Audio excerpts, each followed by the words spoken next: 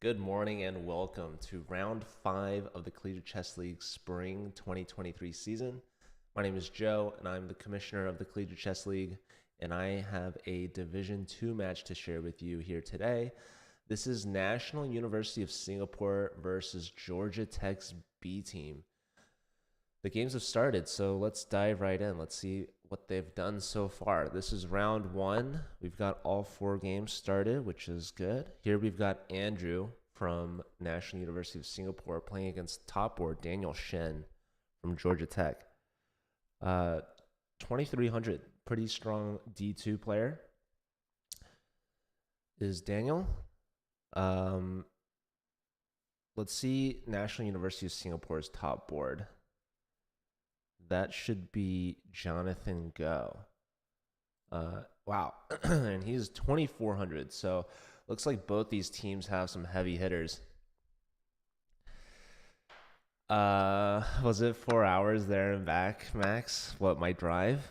Hello to Titus. Good to see you, one of our ambassadors from Georgia Tech, alongside Dragon Mates on Discord, also known as Vedic Panda. One of the most dynamic duos of the ambassador program, repping the East Coast over at Georgia. Yeah, a lot of our ambassadors, or I should say a lot of our growth managers, are on the move.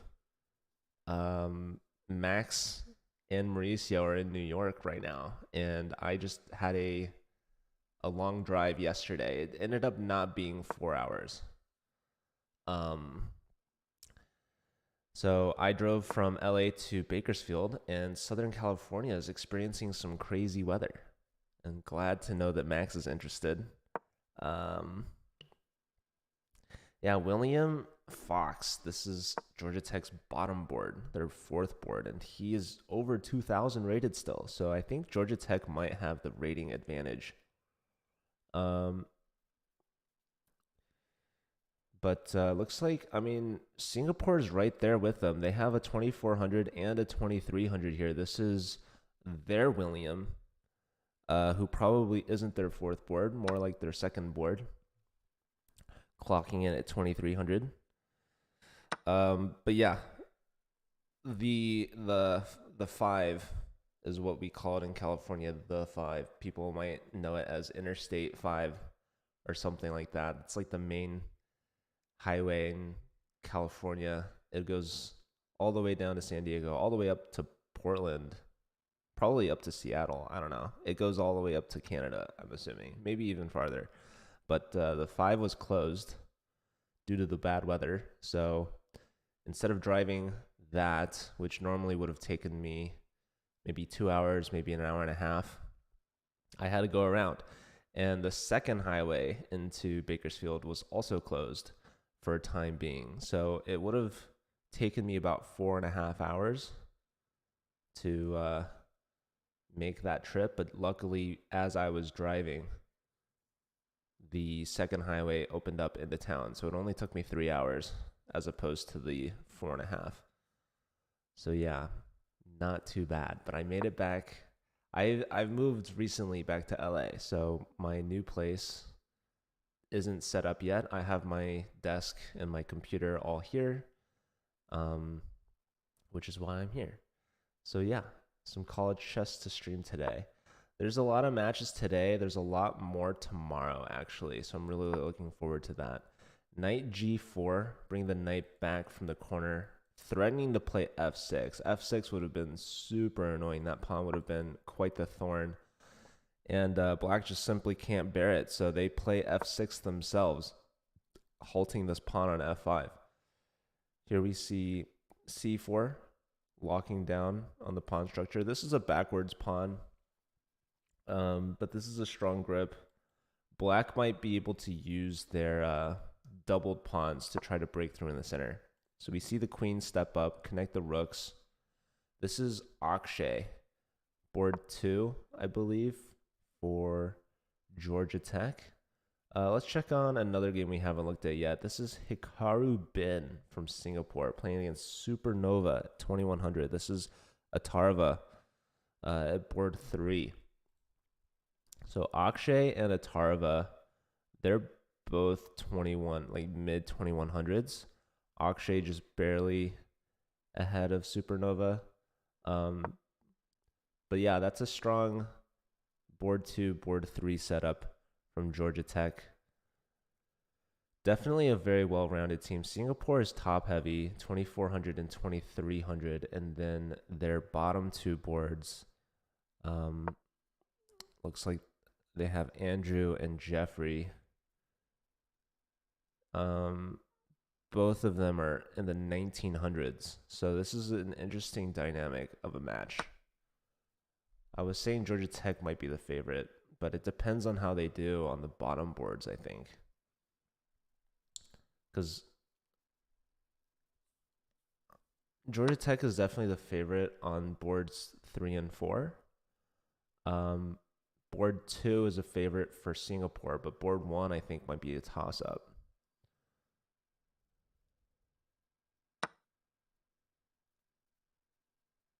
All right, this game, both players under 30 seconds. Both sides with the bishop pair. White trying to trade off this Fianchettoed bishop.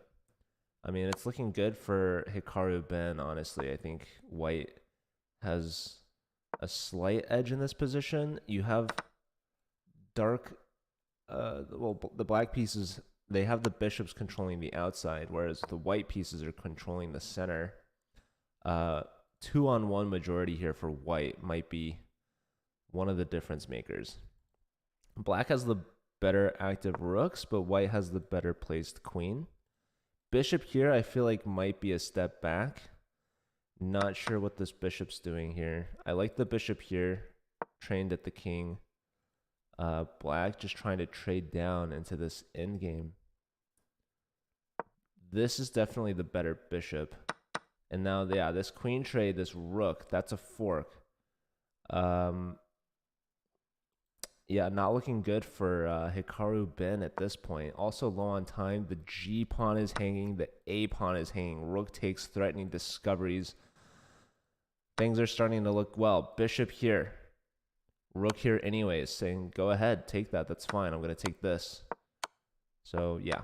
Should be a solid win from Supernova at that point. Let's check on William. William, the bottom board, playing against Singapore's top board. And William got down to the last 2 seconds. But with the white pieces here, it's not looking too bad. They both have terrible pawn structure. Completely even in material. This is actually, like, really good for William. Trying to trade the rook here. Uh-oh. He's given up the second rank. Wait. I'm so confused. Why? Wait. Was the rook not hanging? Wait, what was this move? What was this move? Why can't we take this? Oh, it's a discover check. Oh my goodness. Sorry. Okay, there goes a knight. That's not good. That is not good for William. Yeah. So William's gonna lose this one to Jonathan, sorry. Them J names. Supernova did get the win. Let's look on Georgia Tech's top board. Okay, they're winning up a rook. Sack the exchange. Now just up a bishop. Wait. Yeah. Even pawns. William did lose to Jonathan, so let's get the top board a point. Let's give Supernova his point. Atarva.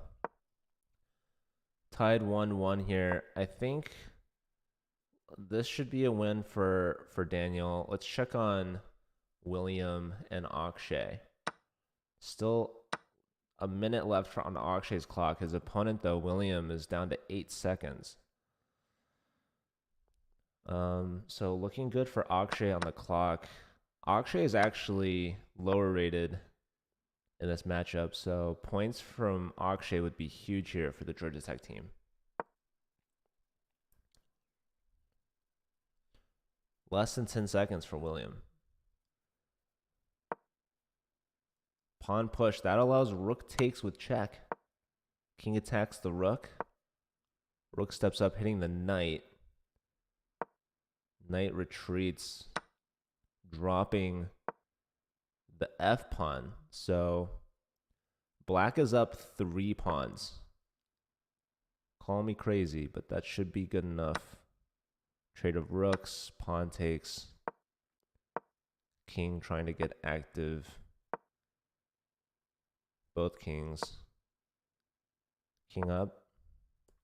Rook over, attacking the knight. Knight goes to f4. Knight into f5, threatening rook takes on g7. There's knight e6 played, attacking the rook. Wait. Oh, that's a check. That's a fork of the knights. King can go to e4. Or you can trade. I'm surprised rook takes. I was thinking pawn takes and just run the d pawn.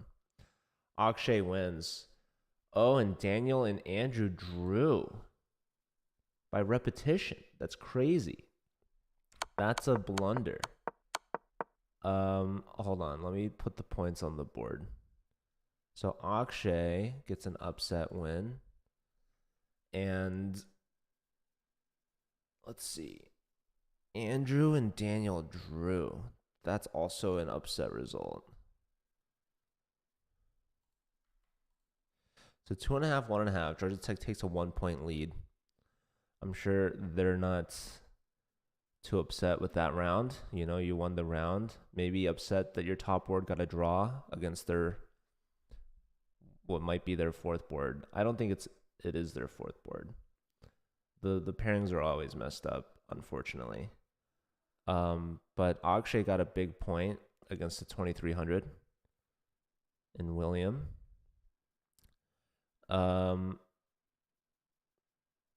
Let me see how this game was a draw. So white's up a bishop, right? Right? But this black queen must have just gotten way too active. Checks. Yeah, checks galore. So yeah, like this last move, kind of deceptive. Bringing the bishop back for safety, but not what was needed. A nice defensive resource there.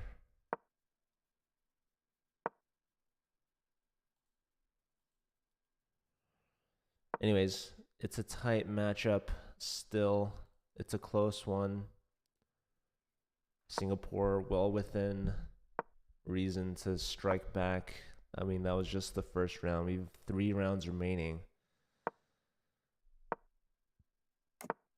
And we've got the games in round 2 here underway. This is a big one. These are top boards already here in round 2 playing against each other. Daniel versus Jonathan. John Go. Top board for Singapore, 2,400. Daniel in that last game just dropped below 2,300.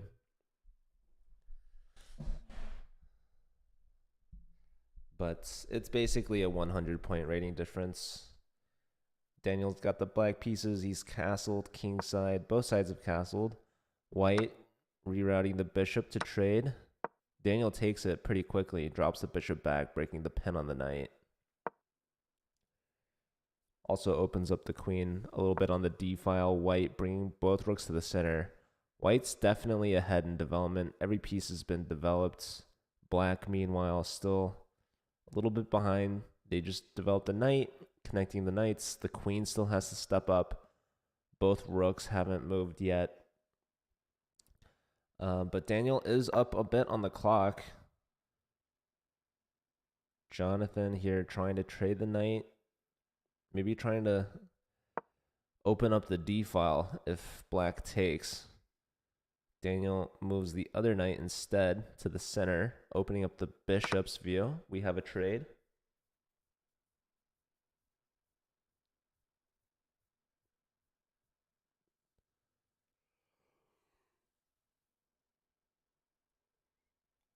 So rooks are now connected. The knights are dodging, maybe opening up the way for the c pawn to play c4, kick the knight out of the center. Black bringing the second knight in now.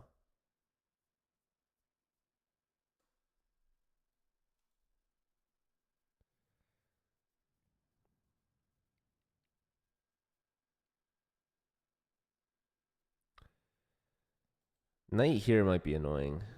Hit the queen, hit the pawn. It's supported by the queen. We do see c4. c3 was another option, just solidifying the chain, controlling this. Knight takes here. So we're going to take this knight. You don't want to take this knight because black takes back and defends this guy. So this or this, you choose. Either way, the knight can come here with tempo, which is kind of annoying, but not too big of a deal. Knight here, or queen here, I mean. Pinning the knight. So knight here could be a thing.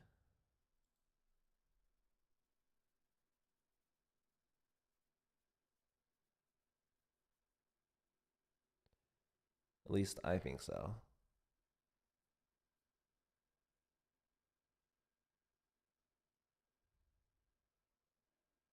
And look at Daniel's clock. He's only spent 15 seconds. It's very impressive. Jonathan's using up his time. Hello, Z. Good to see you, man. I hope you're doing well. We're watching National University of Singapore versus Georgia Tech. These are the top two boards.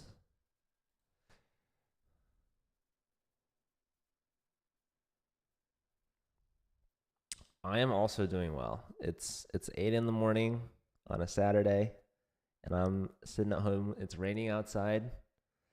I got a roof over my head. I'm safe and sound, watching some college chess. This is an international matchup.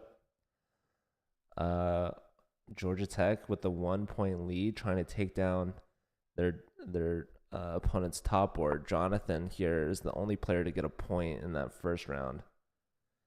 H3.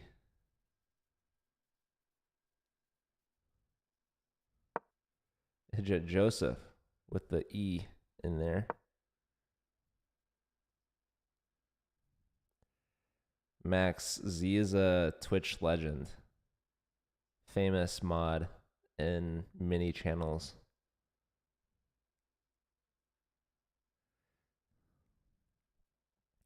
And good friend.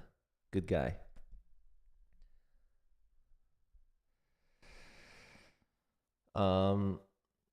Yeah, Z, I don't know if you've graduated yet or if you're still in school.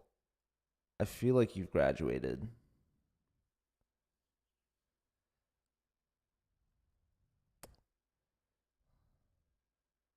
December. Nice.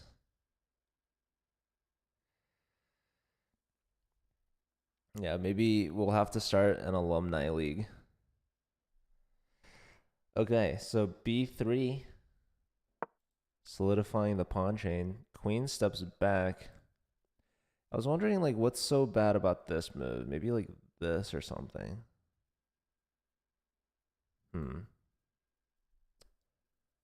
Fellow Snatchling. Hello, Quantum Check.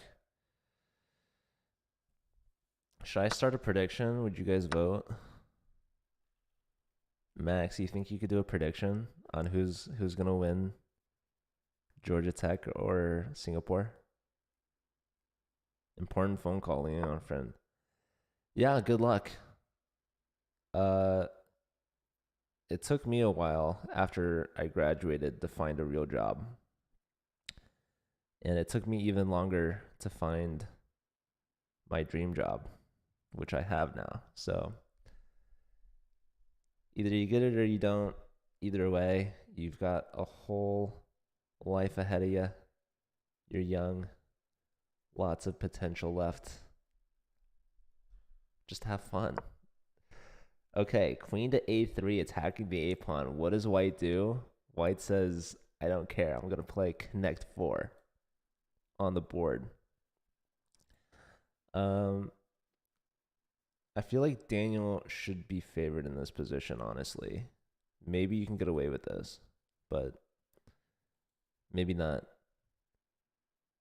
Probably like you could take here first. I don't know. Could you take twice? I think white would be left with, let's see, take. We'll do a little calculation here. Take.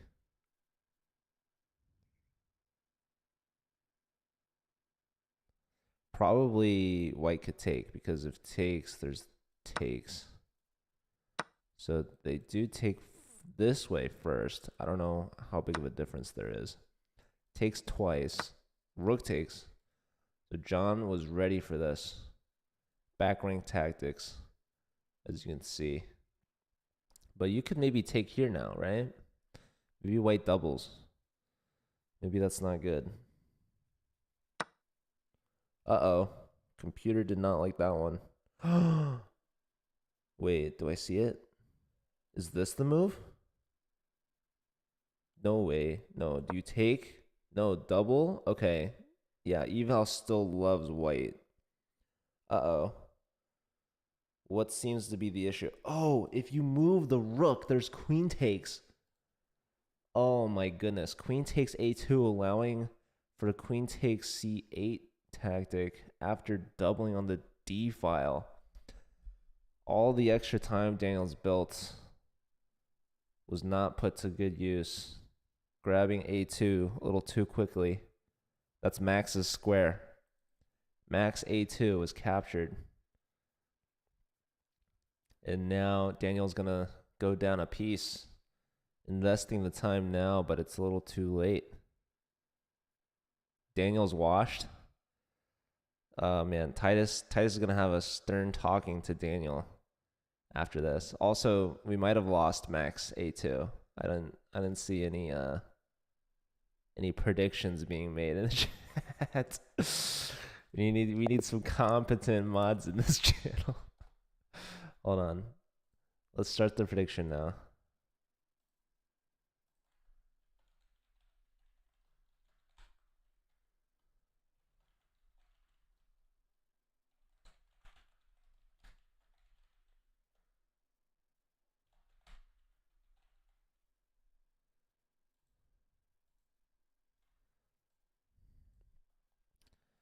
Yep. Let's see. Did Daniel resign in this game after this move? It's crazy. I would have played it out. I don't know. Am I crazy? Oh my goodness. This guy only has 3.9 seconds left. Hikaru Ben. How has he been doing in this game? Looks like Akshay should be winning. So Akshay is looking to improve 2-2. Or 2-4-2. 2 out of 2. 1 second.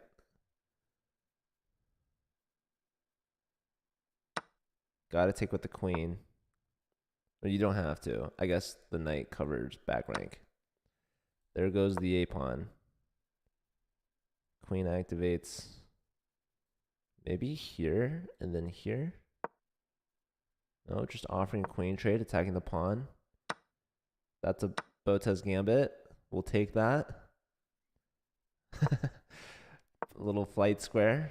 There's a pawn. Rook here, I like that better. King up, just rook takes. Queen takes. That's mate. GG to Akshay. Andrew and Will. Looks like Will's up a knight. Bet on Singapore, said Titus. He wants your points. Don't fall for his tricks. So John from Singapore getting the second point. Akshay getting their second point. So far, round 2, tied 1-1, 2 games left. Will winning up a knight, but low on time. And white trying to advance the past a pawn. The white king taking space in the center, but looks to be cut off at this point. Actually, where's the king going? Is knight Knight coming in for checkmate. Uh-oh. There you go. Will with their first point. And we've got one final game left. Singapore's Will. I can't wait for the Will versus Will matchup. It'll be a test of wills. Okay, we have 300 points on Singapore. Hold on. Eval hated Black's move here. Knight e2. Rook takes. Queen. It didn't like that move.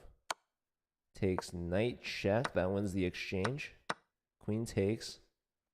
Queen takes, hitting the knight. Bishop here, threatening to take this. Uh-oh. That was missed. Oh. Taking here. Going here. Push. No. Queen here. All right. Supernova up in exchange. Life seems good. King up. Knight back. Didn't go for d4 at all, which is interesting. The knight's pinned.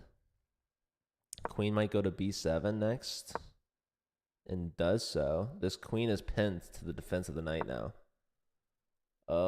That's a little dangerous, but the knight's still here. This rook actually has not a lot of squares. Very low time. All right, trading the exchange. Saying, I'll go into this pawn endgame. Probably not the smartest decision, but in time pressure, probably didn't know what else to do. This should be a draw. Both sides obviously could still make a mistake. But yeah, very interesting decision to give up the rook for the knight with a even amount of pawns left on the board.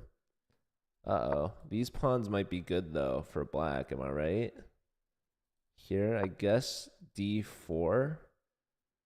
You just got to take that. Take. Whoa, he flagged him. All right, that was not what I was expecting, but Supernova couldn't have drawn it up better with the sack the exchange back. Dirty flag with increment. Daniel and Atarva are awful, says Titus. Well, Atarva gets their second point. Daniel, the top board for Georgia Tech, is struggling with just a draw out of 2 games. Max pins a message from Titus. All right, so Max is still here. Our prediction is done, though, and it looks like Titus has put in a majority of the points. But also, well, it looks like Max bet as well. So Max cannot pay out the prediction. That's going to be on me, unless Mauricio tunes in somehow. I'm sure Mauricio might have better things to do on a Saturday morning. I don't know. He could be at any cafe right now as we speak. There's no telling. He could be on a business meeting with some random lady that he met on the subway. You just never know these days. Georgia Tech. That was a really good round for them. They won it 3-1. So adding 2 points to their already, to their lead already. So now they're up by 3. If Singapore wants to tie it up, they're going to have to win 3.5 to 1/2 in this round or the next. Or they can win both rounds by a smaller margin.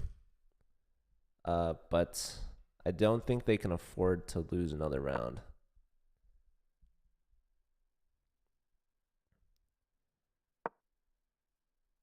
Yeah, Georgia Tech, they only need 3 points out of 8 games to win.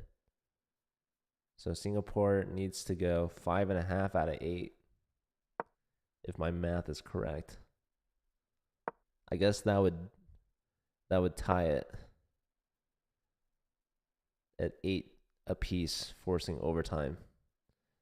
But yeah, as it stands, Georgia Tech definitely a clear favorite. Their bottom 2 boards have been struggling, but in the last 2 rounds, well, okay, did William really not get any points for them yet. William is they're 2293.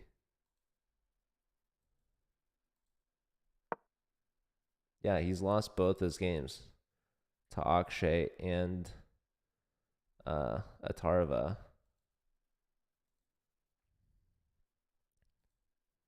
So boards 2 and 3 really carrying for Georgia Tech right now. Xcute69, thank you for the follow, as well as Gomez. I believe Gomez is a streamer from Boston College. Correct me if I'm wrong. Jason Lee, a huge follow. Hello, Xcute. Do I play Bullet? I dabble. Oh man, I don't know why that's so funny to me. I mean, yeah, I play Bullet, but like not too much. I need to play more in general. I played one Bullet game last night. It was a 10 mover. You guys think I won or lost? Dabble against. I'm not playing. I'm commentating. This is a Division 2 match in the Collegiate Chess League. You're watching National University of Singapore against Georgia Tech's B team in D2. You think I lost? Bench Daniel. Daniel's got the black pieces here against Wizard Wong. Neither player has won a game yet, so this is a great opportunity for Daniel to silence one of his team captains. My bullet rating is like 2,000.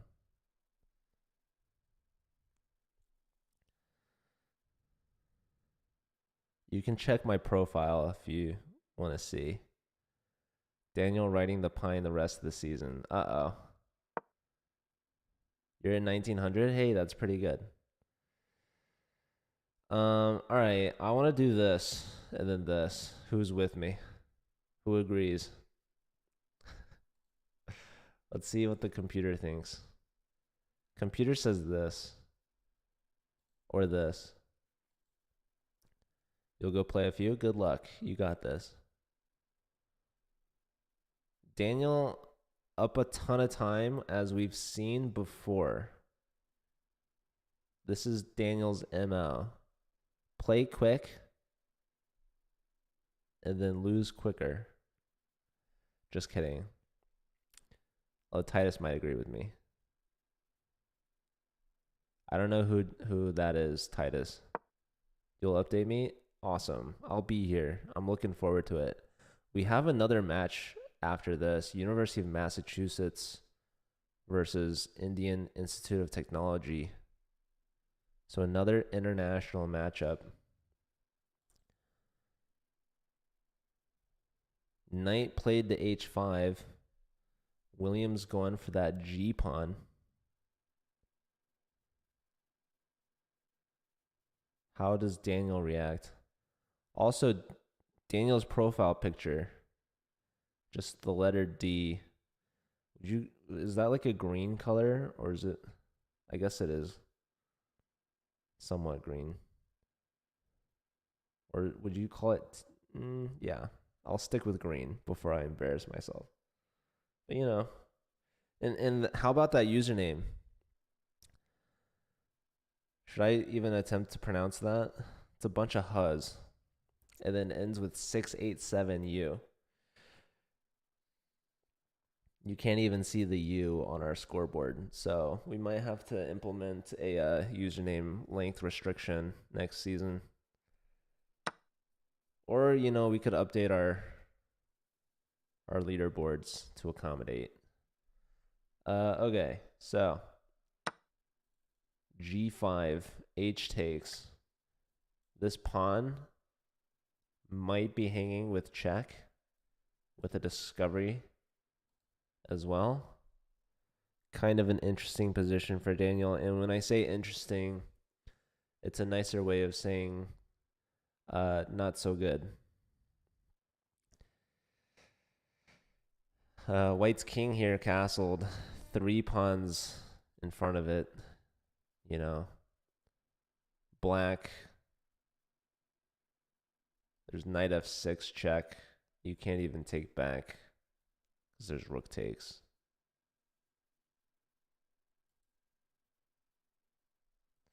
So here. Here.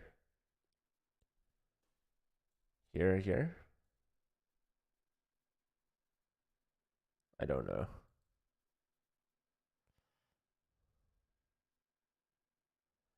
One on time. Very nice. Classic bullet game. Let's check on some of the other games. Akshay. He's 2 for 2 up against Andrew.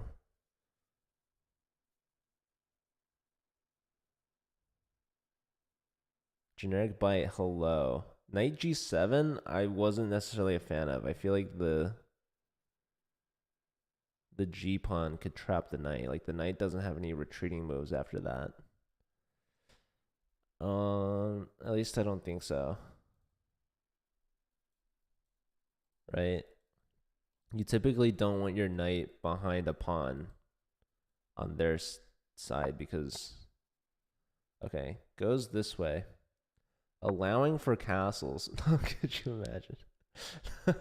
No, okay, the black finds a new home on e7. The rooks could be traded. Okay, this bishop's not too happy.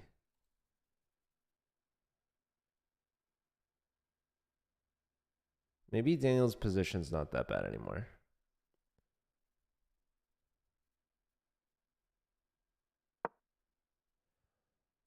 And Daniel's also up a bunch of time as well, so. Alright, both knight and bishop staring at their pawns. Rook here, I'm not sure I understand.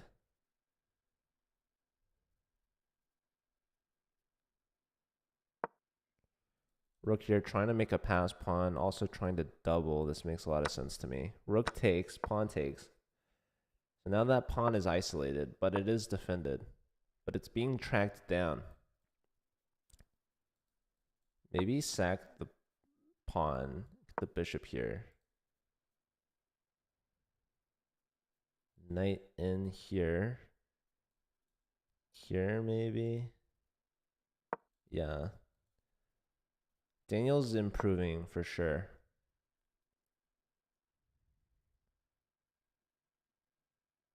Low time. Knight here. Pawn push. Queen in with a pin. Rook back.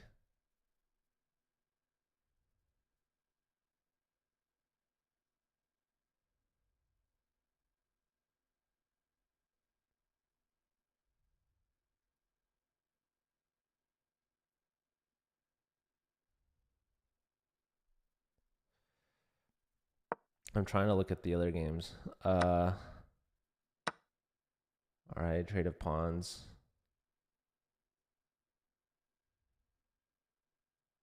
Very low time for William here. Hits the queen. Knight. Trying to land a fork. Trying to get some trades. Trying to win a pawn. Knight takes. This is hit twice. Defended once. This king's a little exposed. There's a queen trade offered. Less than 5 seconds. William trades queens. Brings the king in. Can black track this pawn down? This, going after a pinned piece. But allowing a rook check. Uh-oh. Classic Daniel. Does it again. Rook in, hits this. Rook takes, or rook here. Here, block, king back.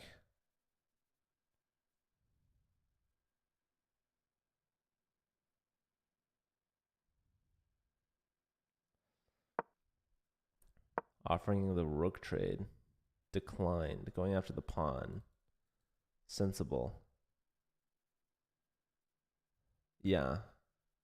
I think Daniel's going to lose. Akshay won and John won. So Jonathan is 3 for 3, looking to go 4 for 4. Akshay also 3 for 3. So I guess that means next round is Akshay versus Jonathan, which will be a big match. Rook here, forced. Rook takes. Yeah, Daniel just maybe plays a little too quickly when he gets his opponent into time pressure. You lost 2? That's like nothing. You're winning a lot, which is like probably your provisional. This game looks like black has connect 4. Even for a brief moment, still enough to hold the advantage. Rook defending, pawn pushing, trying to win material. Takes, but white's up 3 pawns, should be good enough. They're in a good formation. They're all split and isolated, but yeah, this trades rooks. And now there's too many pawns to stop. So, looks like William Fox gonna get a second point. Pretty good. Mate in 2. Checkmate. Let's give a point to William. Georgia Tech only needs 1 more point. Can they get it here? No. They're going to have to get it in the 4th round. Singapore is going to need a miracle comeback here. Starting with William. So, William going to get their first point of the match against Daniel. Both players are exactly 22.93.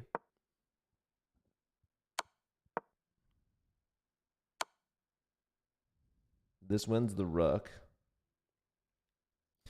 And it's going to lead to a quick checkmate.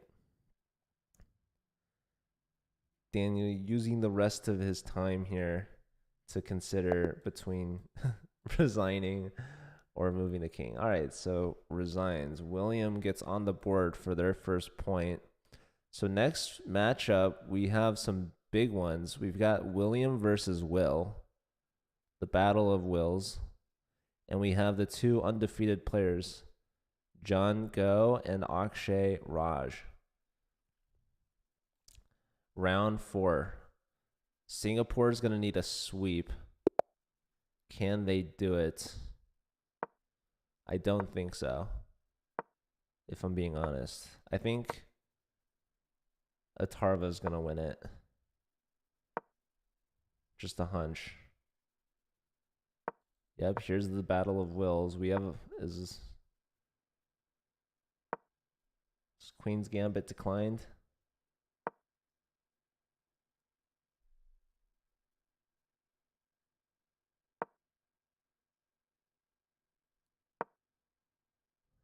Anti-clutch gene. Man, I heard that's a recessive trait. That's really unfortunate. Let's see. Maybe Atarva can prove you wrong. He's playing against Andrew, who has a draw out of 3 games. 2,000 on bullet. Very well done. Both sides have castled and fianchettoed. Wow, Mauricio's in the chat. Mauricio, maybe you can pay out the prediction. If Georgia Tech gets 1 win in this 4th round, they'll win the match. Mauricio, we have a 2,000 rated bullet player, freshly 2,000, in the chat that wants to play you. All right, the bishop's hit. Bishop tucks back. Mauricio doesn't like bullet execute. Just letting you know that right now. Who should we watch? The undefeated players? This is like the top matchup here. John Go versus Akshay. Akshay is the secret leader of Georgia Tech B. Maybe it's not so secret. but definitely the point leader. Who here we've got Daniel versus Hikaru Ben. So again, we have a situation where neither player has won a game. This is the last opportunity. Maybe Daniel will be the Georgia Tech B team hero, winning their first match of the match against Hikaru Ben. But maybe this is Jeffrey's time to shine and get on the board against the lowest scoring player from Georgia Tech. There's a lot of storylines to be had here. Daniel's the best player. He's weakening the opponent for everyone else. Daniel's leading by example of what not to do.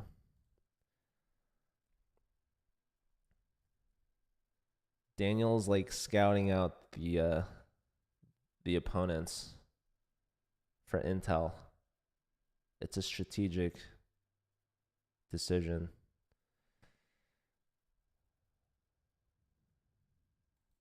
He's throwing for content.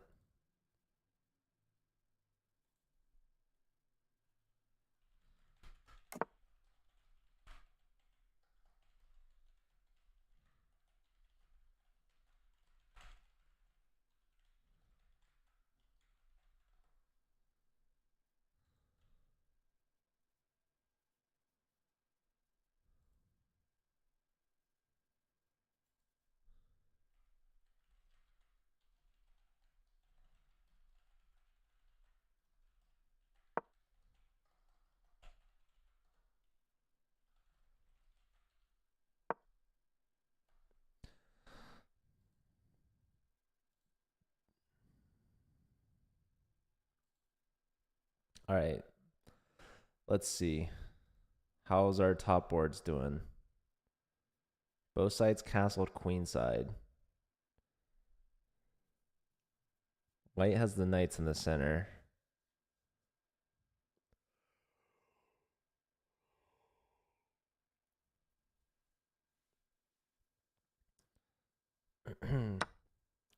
White has an isolated e-pawn.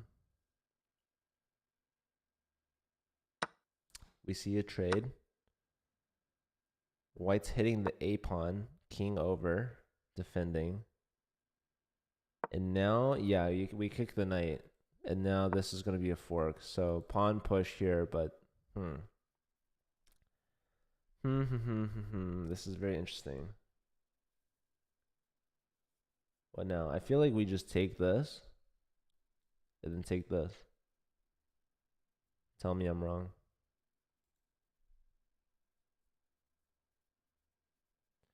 That'll defend our pawn from the queen. So this is looking good for John Go. Akshay facing the toughest opponent yet from Singapore. Singapore, if they are going to come back, it starts with John leading the way. Let's see. Daniel Classic up 3 minutes on the clock. But can he hold on to a time lead? That's been the question all match. Daniel looking for his first win still.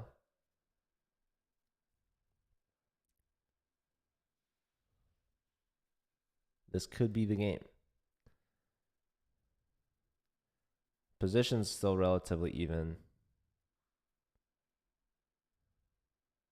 I actually don't know who has the advantage here. Probably because it's even. This knight's a little awkward. Like it's defending this knight, but it can be kicked at any moment. This knight can also be kicked.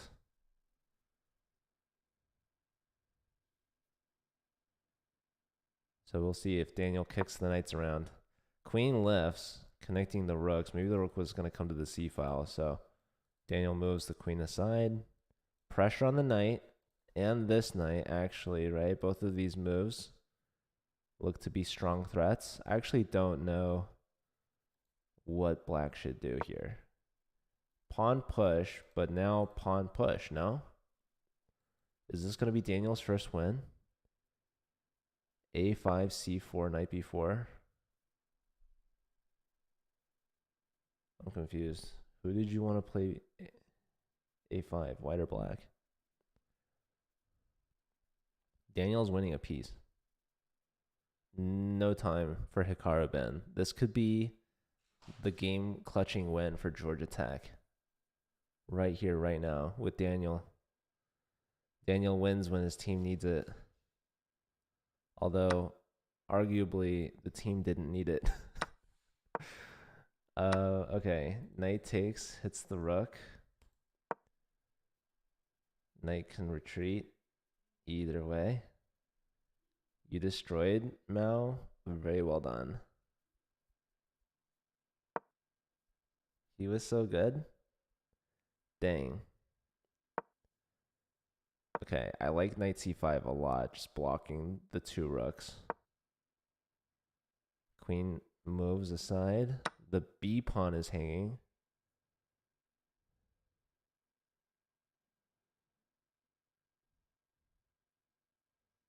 $2,800. He's pretty good. He is pretty good. I don't know. As soon as you see the staff badge, you should know he's kind of goated. I like bishop e5. Played. Not a lot of time for Jeffrey. Queen steps back. 2 seconds. Knight in. Just don't blunder something.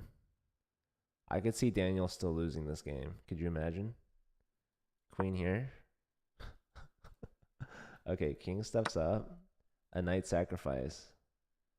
Very interesting. Pawn takes.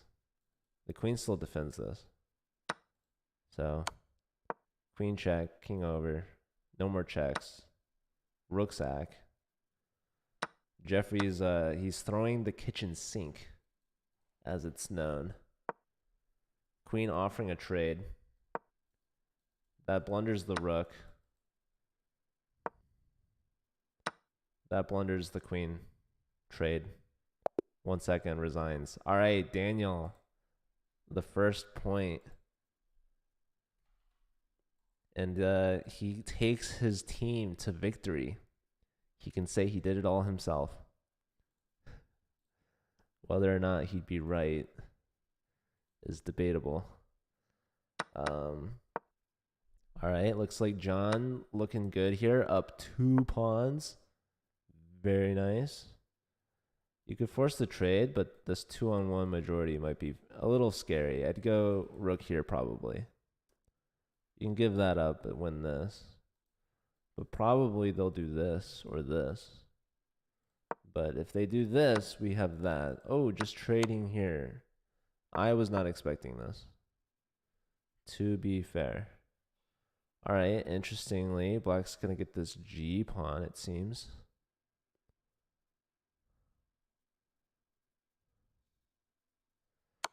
Mauricio, before you start that blitz game, do you want to pay out the prediction to Georgia Tech? Georgia Tech wins. Test your capabilities, see if you know how to do it. All right, so black has a G pawn. Let's check on Supernova, Atarva. I've been told that Atarva doesn't clutch. And it looks like that might be true. Andrew is crushing. Sorry, Atarva. Maybe Titus jinxed you. I don't know what else to say. Queen takes was free, by the way. Bishop takes is here as well. That's a check. That's another check. That's a block. That's a pawn. It's another pawn. It's also another check. That's a pushed pawn. Nope. That's a trade. That's a sacrifice. King here, hoping for the old pre-move Rosen trap, but no. Queen steps up. Last, last resort for Tarva. Nice little trick there. But Andrew gets the dub. Their first win of the match. Let's check on Will Fox. He's a menace. All right, William looks to be winning the battle of wills here.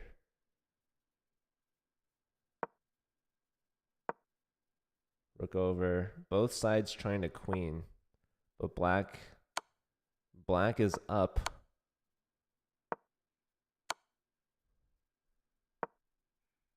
A rook. Check. You can take this, but you're gonna lose. Both sides low on time. Okay, so black can queen here. They don't, which I think is fun. They save the rook. En passant, check. All right, only now does black make a queen. John beat Akshay, so they improved to 4. Will beat Will.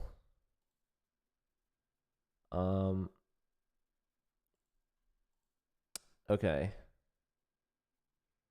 So actually, yeah, Daniel did actually clutch for the team. They lost that round 3-1, but Daniel gets the only win, and that's the only win that they needed. So yeah, Daniel came up big time in round 4. I was kind of joking earlier, but yeah, that was actually close. So Georgia Tech wins by the slimmest of margins, 8.5 to 7.5, with a very clutch round 4 win from Daniel, their top board, their leader. As I was joking earlier, said he won when he needed it, single-handedly putting the team on his back, but it ended up being true. Take care, XQ. Thanks for being here. So yeah, thank you all for watching. That's been a Division 2 match. Very close at the end. Kind of looks like Georgia Tech was going to carry it away. But Singapore kept it close at the end. They really tried for the comeback, the 4-0 sweep, but it fell short at the hands of Daniel Shen against Hikaru Ben, also known as Jeffrey, who I guess got swept in that match. So yeah, thanks for being here. We have another matchup starting in just a moment, so I'm going to take a quick break to get ready for that. So stick around. We have University of Massachusetts against India Institute of Technology up next. I'll be right back.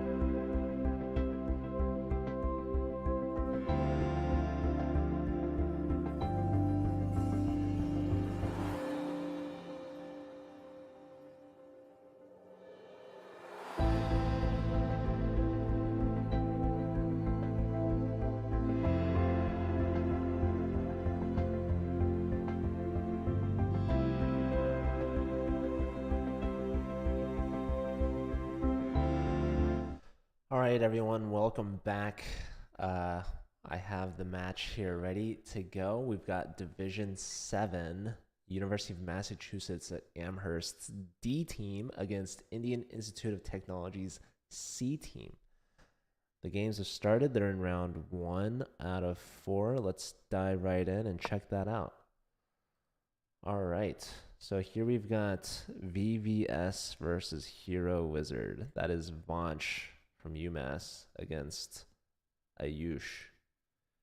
Do I remember the roasts from Titus? You need a compilation? I'm sorry. Maybe Titus can help you. Against you? Yeah, like from Titus, right? Or was that me? I don't know. They drew by repetition here. So there's a draw. 1600 versus 1300. That's a good result for Vanch from UMass. Here we've got another matchup. Tanmai versus Tirth. Daniel doing it again. Oh, wait. From me? I'm sorry. Daniel, you clutched that match. Like, you were the reason why your team won. I mean, it was a team effort for sure. Supernova, thank you for the follow. Welcome. I'm sorry, Sadness.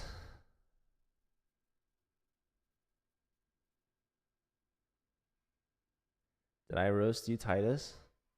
Where's your channel points? I guess Mauricio or Max didn't pay it out. I'm sorry.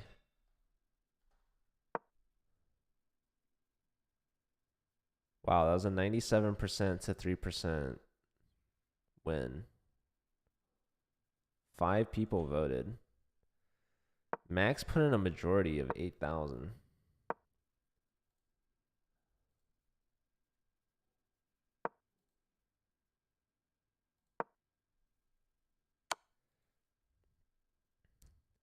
Daniel, you're just a means to channel points for Titus, it seems. Hey, Subham, good to see you.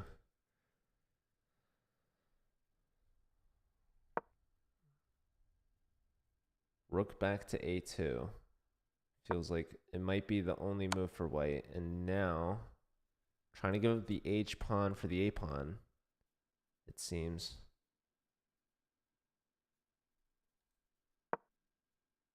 King doesn't take it. Push, there's check. And if king here, that's with check. So this is a zugzwang for white, giving up the H pawn just like that. King here, no, king back. That allows for the promotion. Didn't do it. Rook comes straight back. Oh, and now it's a draw apparently. Wow. Wow. Tirth could have won on the spot with promoting. It's still winnable? No. King here. Rook takes. Oh, didn't go here, but okay. Yeah, still completely draw. Yeah, wow. Yeah, white gave up one opportunity there. Just rook check and take. Unless you want to bring the king in, I mean, maybe. Why not, right? Really, your opponent has 5 seconds. Just play here. Yeah, leave the king cut off, you know? White tried to lose. I don't think they tried that hard. He's the sole reason the team won. So, okay. Yeah, without Daniel, you guys would have lost 100%. But it was a team effort. He wasn't the sole reason. Wait, Tirth won by flag? You got checked and you didn't move. Oh my god. Tamai. We got to pick up the speed a little bit there. That's crazy. That's crazy. Okay. I'm sorry, guys. Maybe I'm just like too mean to be giving commentary today. I don't know. I'm going to have a lot of complaints in my inbox after today. I'm sorry. We might have to stop the broadcast early. All right, we have one game left in this matchup here. The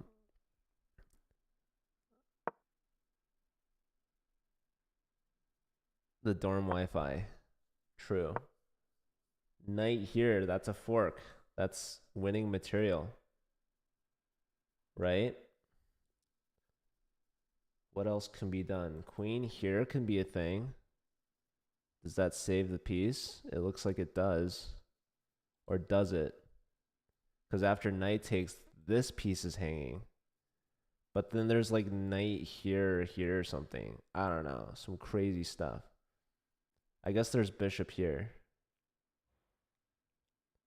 And then, well, I don't know. Am I covering more matches? That's the plan. That is the plan. We have a match at 11 a.m. Pacific. Default time, I'm sure. We could find one there.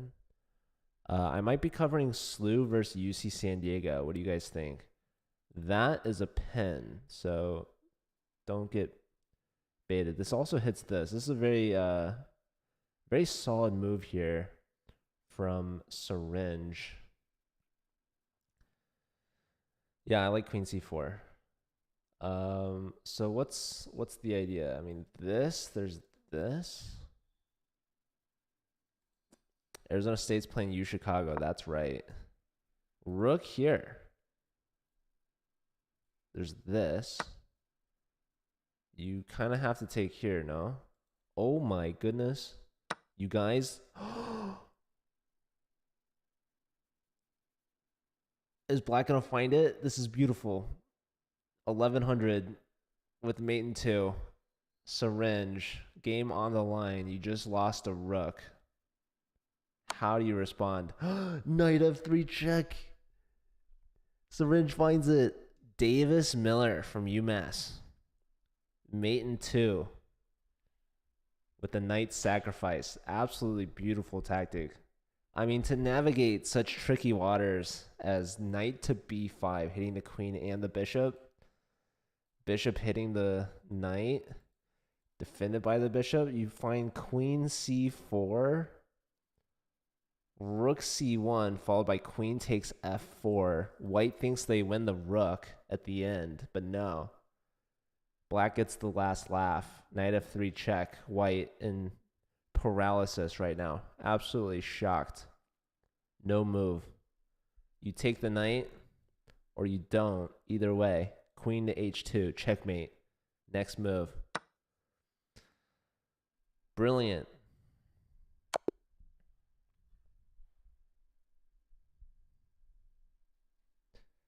And with that, UMass with a demanding 3.5 to a half lead after the first round.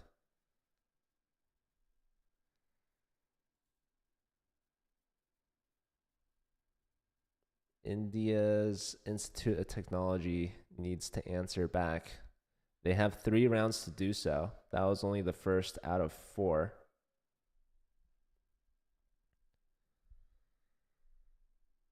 But yeah, that is promising for sure for UMass, especially from an 1100 rated player taking down someone 300 rating points higher than them. But yeah, this is Division 7, so we have 14 divisions. This is basically the middle of the pack. This is like the average team rating for the league. So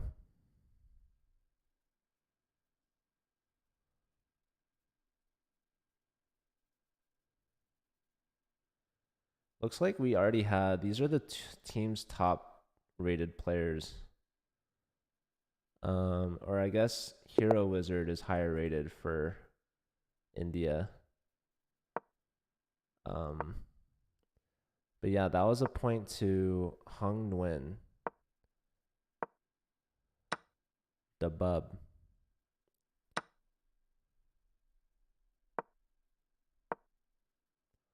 All right, here we go. Round 2 now underway. Here we've got a Sicilian, an open Sicilian. Bishop here. Attacking the queen, breaking the pen.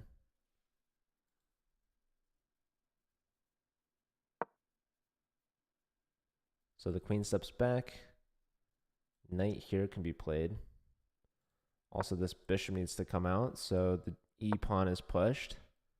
That gets the knight pinned. Black now ready to castle queenside for white. We have opposite side castles, h4 on the board. Syringe is pushing. This is like a high level game right now being played.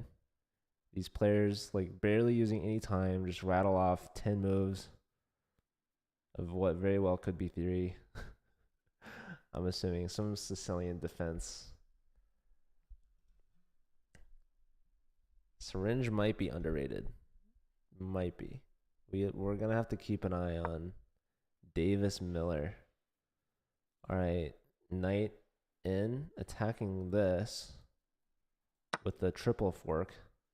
Bishop takes with tempo first, so the queen recaptures, connecting the rooks. How do you deal with this? This,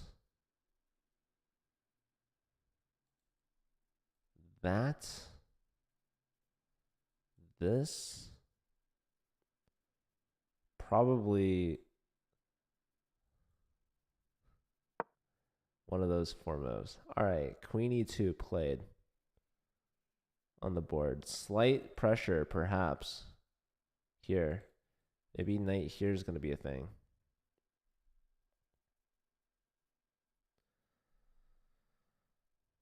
So I think white probably slight edge right now.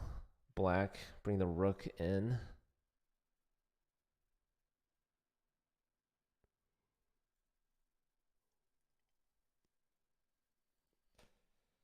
I'm expecting a knight move.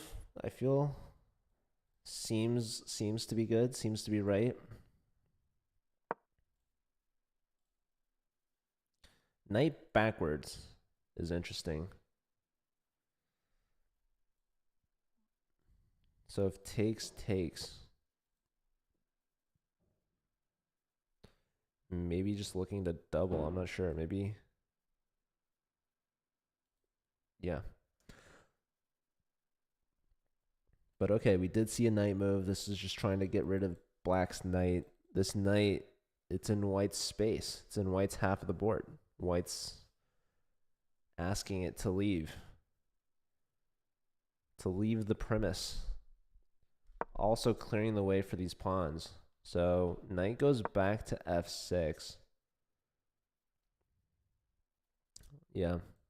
g4, g5. Black offering a trade here, attacking this pawn a second time. It is defended twice. This also allows for f4 with tempo.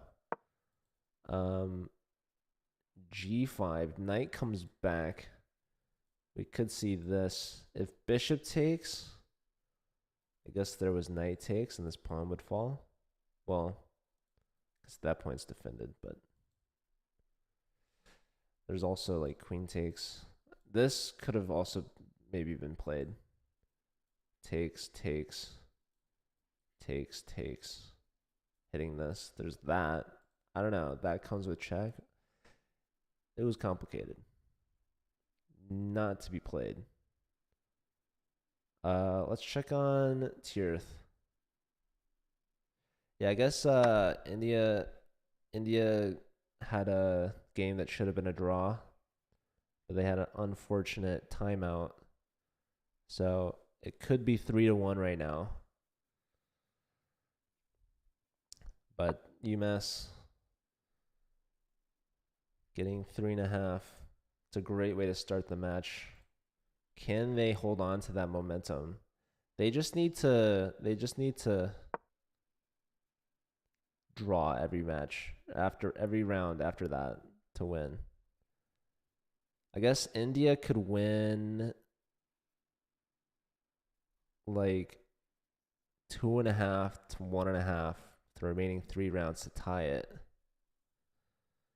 That'd be interesting. You get 1 point back in the remaining 3 rounds.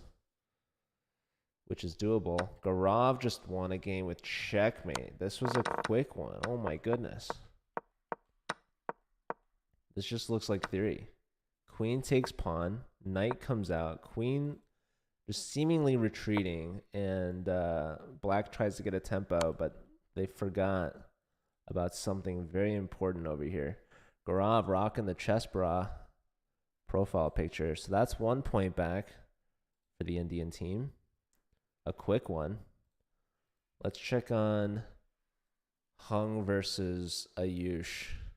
Ayush was the only player not to lose in the first round. But now he's playing against the 1700 here.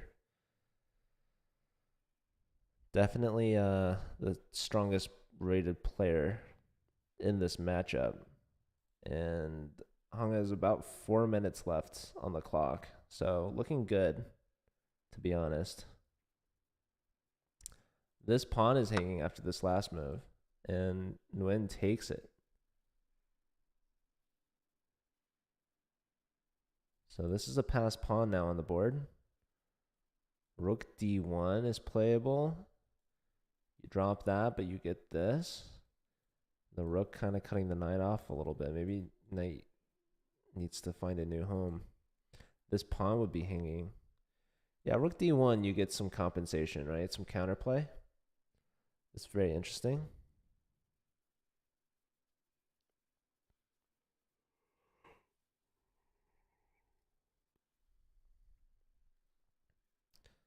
But Ayush, under a minute and a half now. I'm going to have to figure out what to do.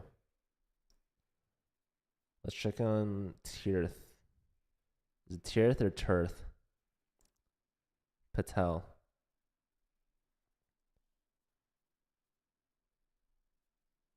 Versus Prasoon Sahay.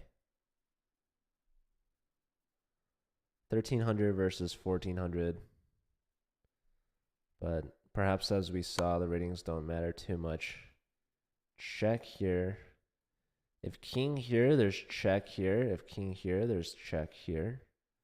So kind of annoying. And you don't really want to give that up. So probably you go here, and then there's this again. And if you go here, there's knight check here. So maybe this is just a draw by repetition. White's threatening mate, by the way. For those of you that are wondering. Black can play h6, yes. So flight square activated. Is rook here a move? Rook here. Check.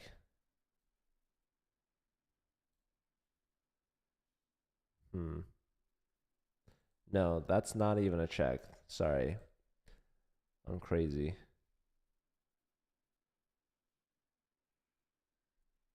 There's queen takes here.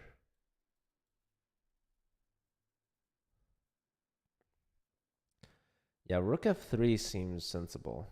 Rook f3. Bishop back, hitting the queen. Still this move, queen check. That hits the king and the pawn. That's known as a fork. Bishop block. Ooh, there's no knight takes because then there's queen takes. Okay, so that defends the pawn. There's this move. Apparently.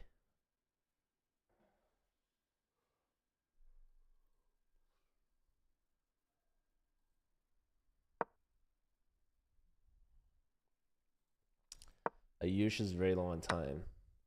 Ooh, and losing a piece, a rook. Yeah. Nguyen will win. 1 second. No moves. The bub gets the dub. 2 for 2 now for UMass. All right. Let's look back at Syringe versus Tanmai.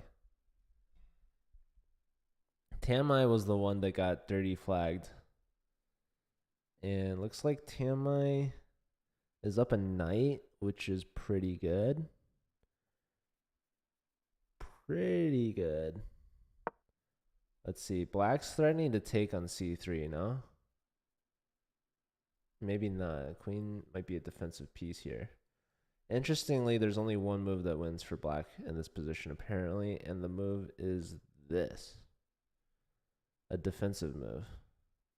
But let's see. Your pawn is hanging, right? It's attacked by 2 rooks.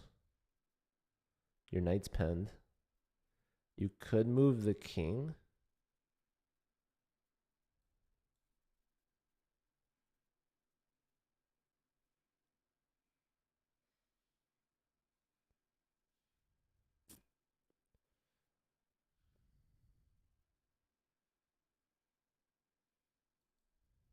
Low time. 20 seconds for Tamai.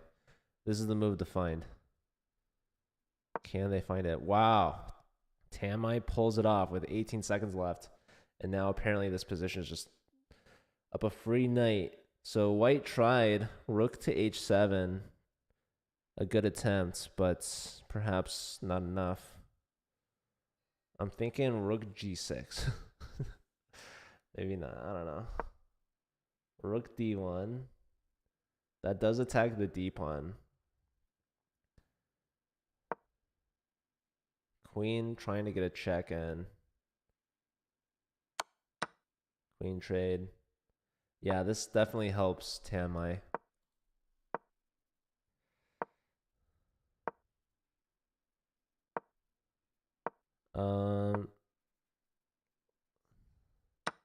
Oh, that's a free piece though. Uh-oh. Time pressure. Syringe is fighting back and is up on time. That's crazy. Rook takes pawn. Wait, that was a free rook. What was rook up for? Okay. Both players making mistakes here. Black's got the outside passer. Even in pawns. Slight edge for black. I mean, better king position, right? I mean, okay, it's up in the open, but rook gets behind the pawn. Rooks are doubled. Rook's attacking here. Rook, king here. Yeah, defend and attack. Rook up here and then here. Perhaps. Perhaps not. Rook over. Rook there. Now we can play rook g7. Not played. Rook g7. King up. King up. Pawn push. Rook back. So that's why we wanted rook g7. There's a check to be annoying. I don't know if black is finding the right ideas here.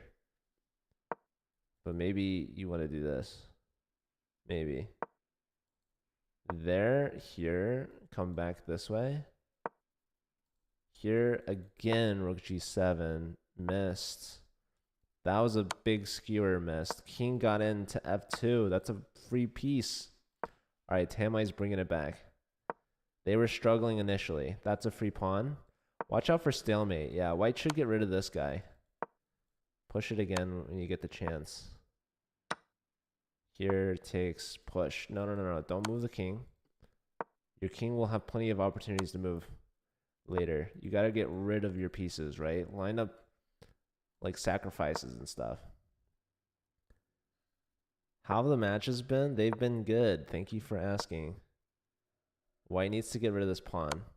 We saw a really close one just before this. Georgia Tech holding on in the final round to beat National University of Singapore. King here hitting the rook. Rook here threatening mate. King has to go to d1. Yes, to attack the rook yet again. Rook here, and now there's no stopping. There is no stopping. Mate next on the board. Syringe is going to go down. Hard fought from Syringe for sure. Let's see. 10 seconds left. Push the pawn. All right, there's the mate. Tan Mei. I've been saying Tamai because I have a friend from high school named Tamai.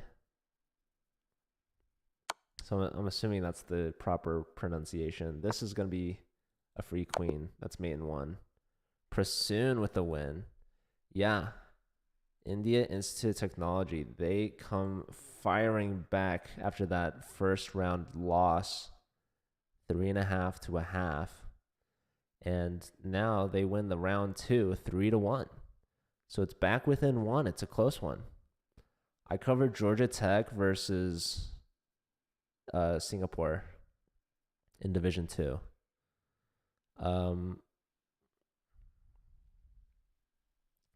Yeah, if Tamai had held on to that draw in the first round, it'd be tied 4-4.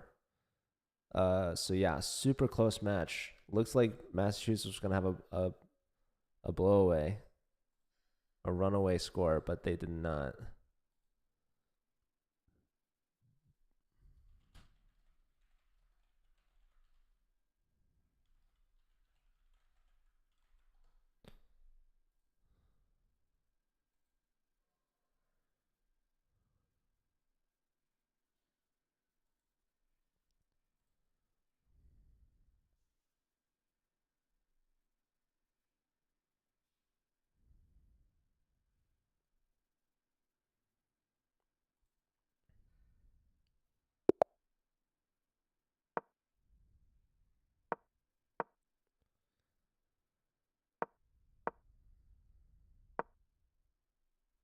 There's so many matches tomorrow. It's crazy.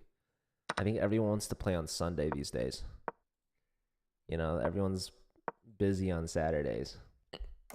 We're gonna be streaming like all day tomorrow, so I'm looking forward to that. It should be fun. And then yeah, I have a like a recap article that I need to help put out on Monday, recapping the first half of the season so far. Although this right now is round 5 out of 7. So this weekend we play round 6. Next weekend we have a bye week, and then round 7, basically like playoffs. You know, a little early. um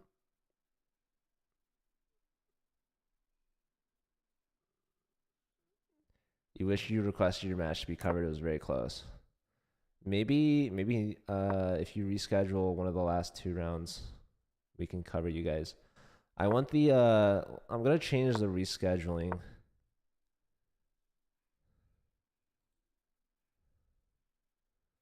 Rescheduling.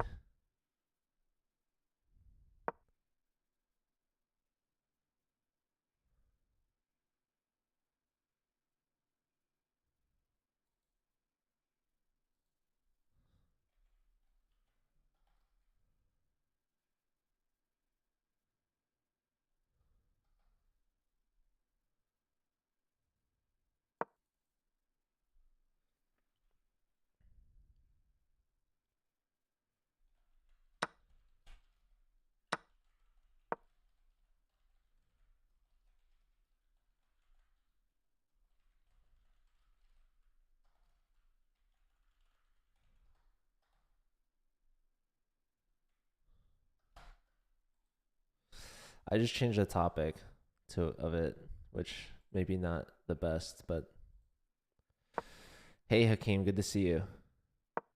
Didn't even know you had tiebreakers. Yes.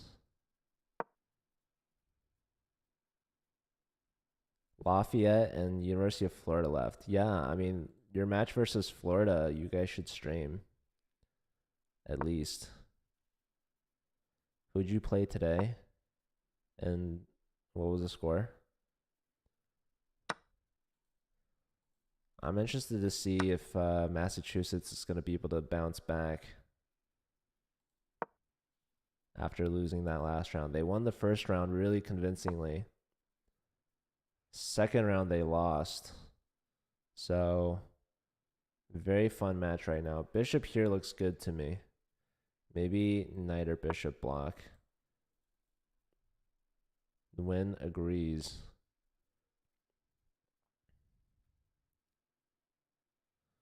Beat Brown 9-7. Nice. What that was like an hour ago. This is round 3 here. Why not take the rook? Why not take the rook? Pawn takes. I mean, the rook looks free. Rook looks good to me. But okay. Oh, there'd be queen takes?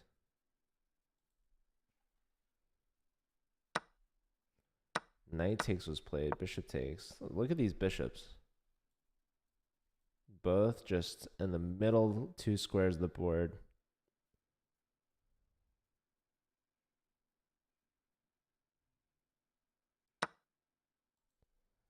Takes. Rook here. Maybe not taking. Maybe rook e1 first, you know? Don't invite black's pieces to develop like that, with tempo nonetheless. This is the best piece on the board, but the knight just perfectly attacks it. So now the bishop has to demote. Hits the rook. Rook says 2 can play at that game. Attacks the bishop. White says, well, I'm going to hit your queen first.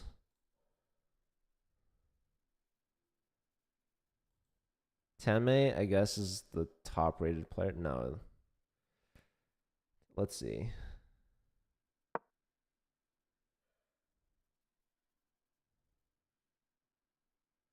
Where's Vanch's game? From UMass.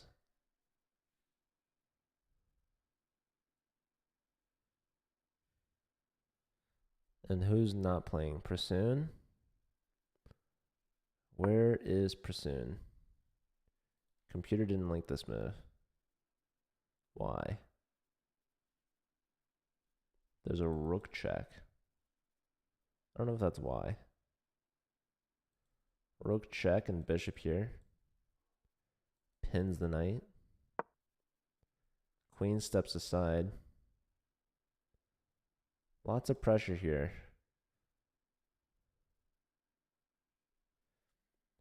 So how I decide the broadcast is I look on NACE's website to see who is playing who and when. And based off that information, I decide who to stream. So mostly I will lean in favor of the top divisions. So that's why default time is typically D1 or D2. Most matches, though, I feel like, at least at the top levels, they get rescheduled a lot. So like today I covered D2. There was no D1 match at default time. So I moved to D2. And then this match was the highest division scheduled at 1 hour after default time. So if you want your match streamed, typically if you go like on the hour between the 2 default times, like there's a good chance you'll get covered. So basically what that means is I have one default time that's 11 a.m. Eastern and another one that's 2 p.m. Eastern, which for me is 8 a.m. Pacific and 11 a.m. Pacific. So there's the 9 a.m. slot and the 10 a.m. slot. That's 2 hours that are not default, but in between the 2 default times. Those are like really good times for me to stream a match because then I can do back-to-back matches or back-to-back-to-back or something like that. Another good time would be after the second default time, which is like 12 p.m. Pacific. So that's typically how I make the schedule, if that makes sense.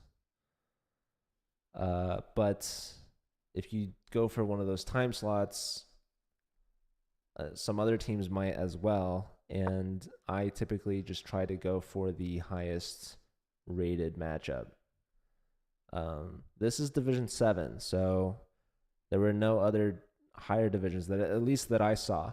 Now, when I check the schedule, a lot of the times it looks to me like teams have requested reschedules and maybe they've agreed to it, but they didn't accept it. This wins the queen for Nguyen because the bishop is just such a monster piece.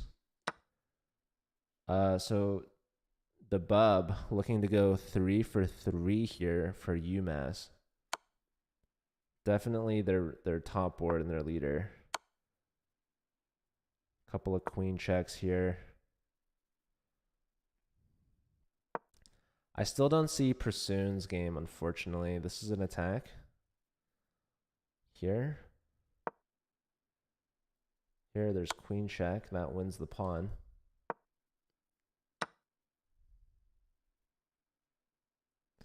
And if you don't trade, white's threatening rook here. And yeah, there's resigns. Actually, yeah. Okay. So 3 for 3 is win.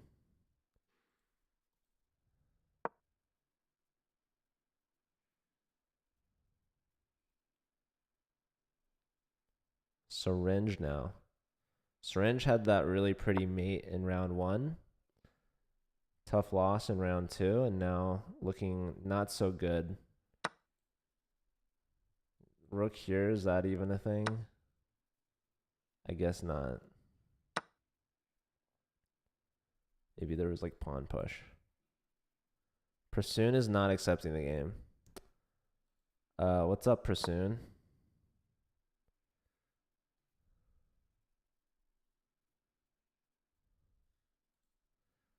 Let me see if I can figure out why.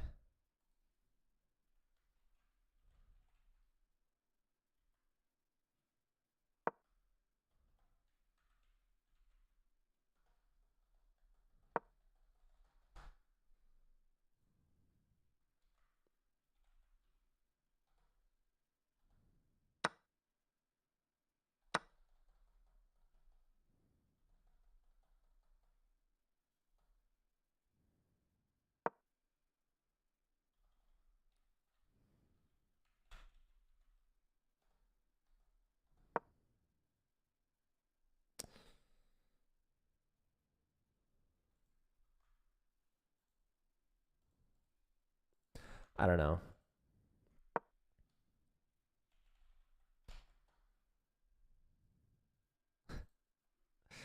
Let's see.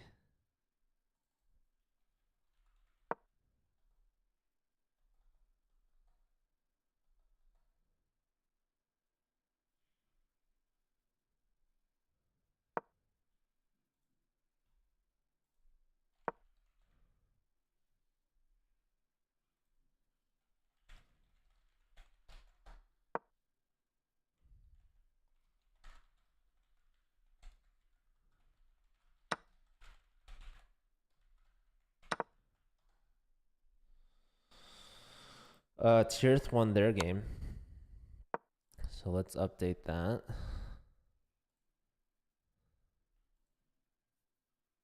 That's really good for UMass. Looks like Hero Wizard should win this one. But we are missing a game.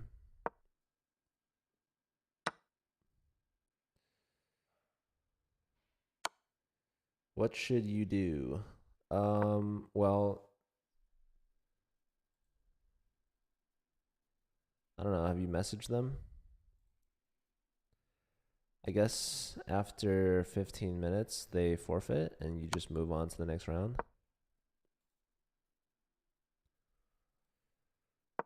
Okay, check. Here, eval did not like that. Queen check. Queen h2, perhaps? Queen check. Nope.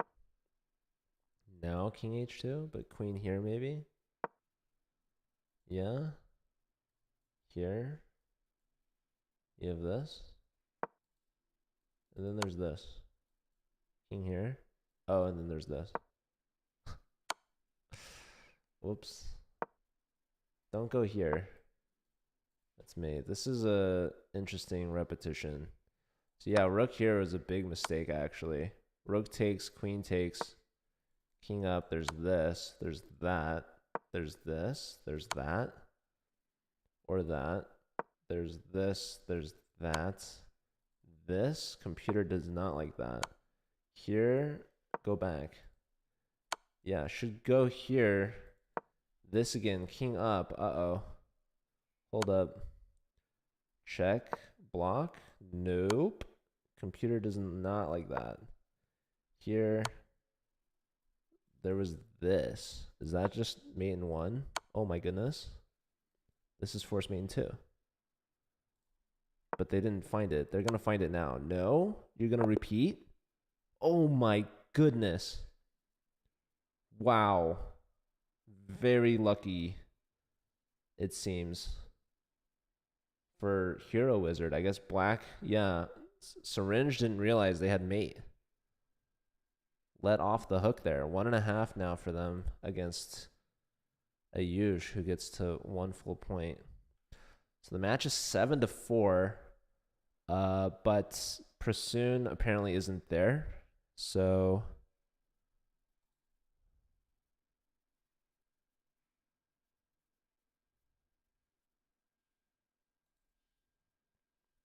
should you take the win for that game?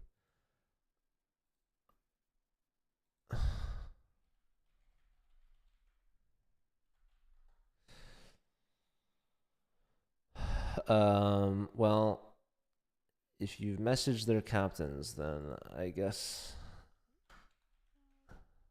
let me try to message the email again.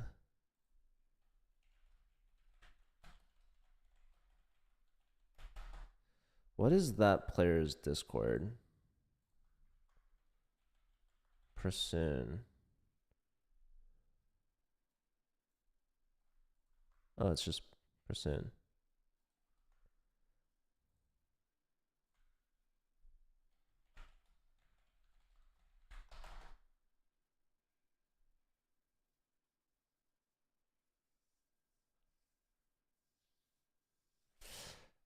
Have any other players responded?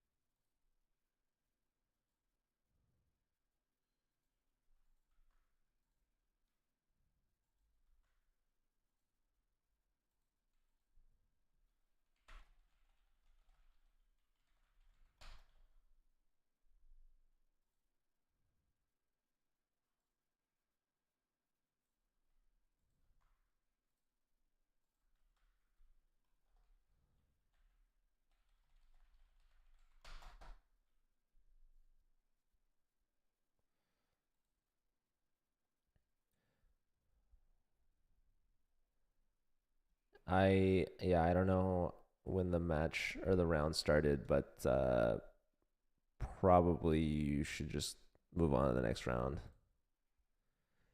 And we'll see what happened to them. Hopefully they're all right. I'm assuming they probably lost internet. But yeah, not everyone checks Discord. Hold on, I might be getting a response.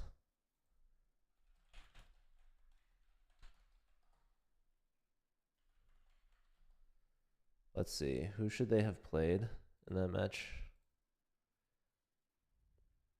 Is it Vanch? Are you Vanch?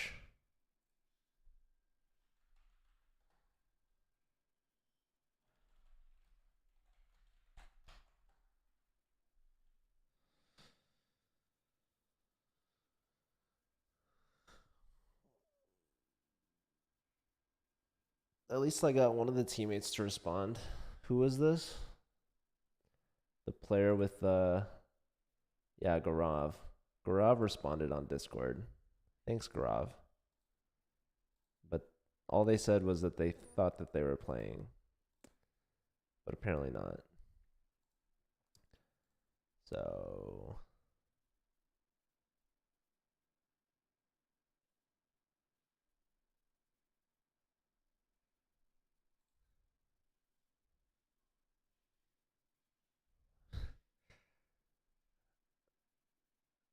yeah, I mean, I would just play round 4.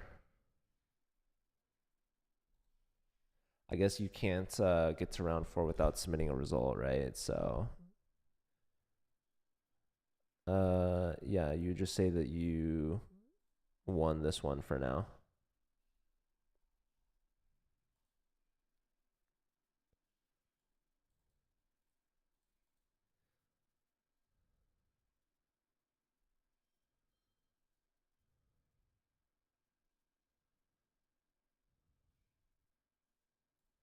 It'd be very interesting if Pursuit showed up for round 4. Okay, their captain's saying that they have problems on Nace, and so they're trying to challenge on chess.com. Apparently. Hey Lance, how's it going?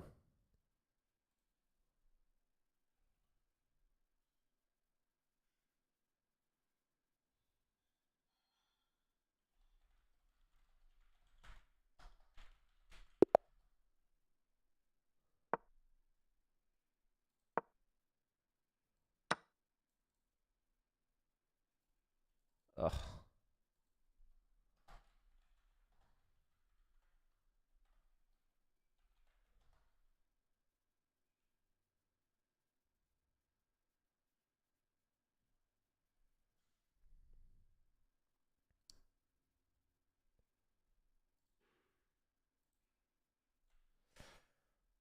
Hey Ben, good to see you as well. You got some streamers in chat.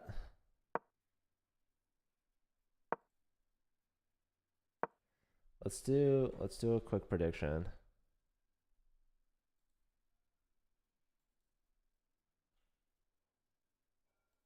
All right, we're gonna do a prediction between Garav and Syringe here.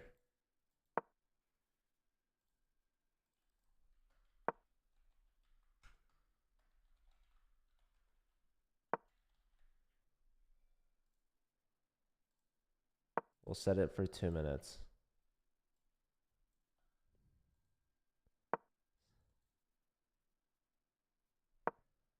I'm talking to one of their players to tell Prasoon to play Vanch.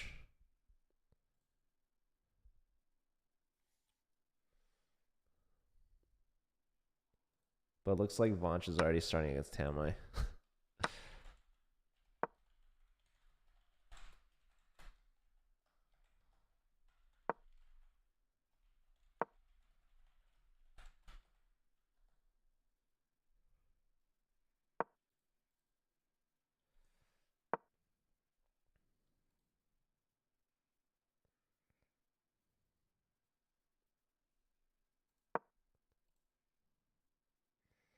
We got some points on Garav right now. Garav is the favorite, 1590 versus 1130, but Syringe pulled off a big win in round 1. They had a draw in the last round, I believe.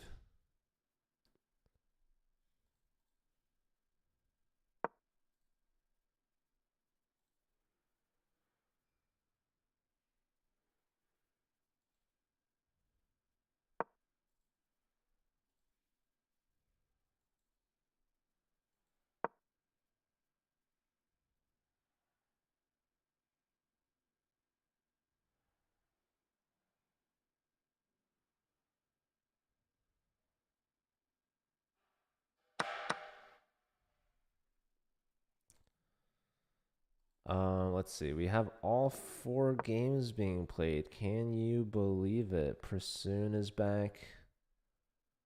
Prasoon is playing Nguyen.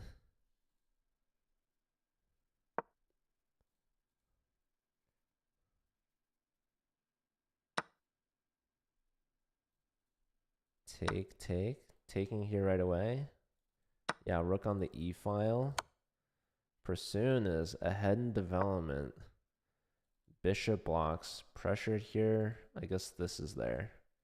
Black's getting ready to castle. This pawn is hanging.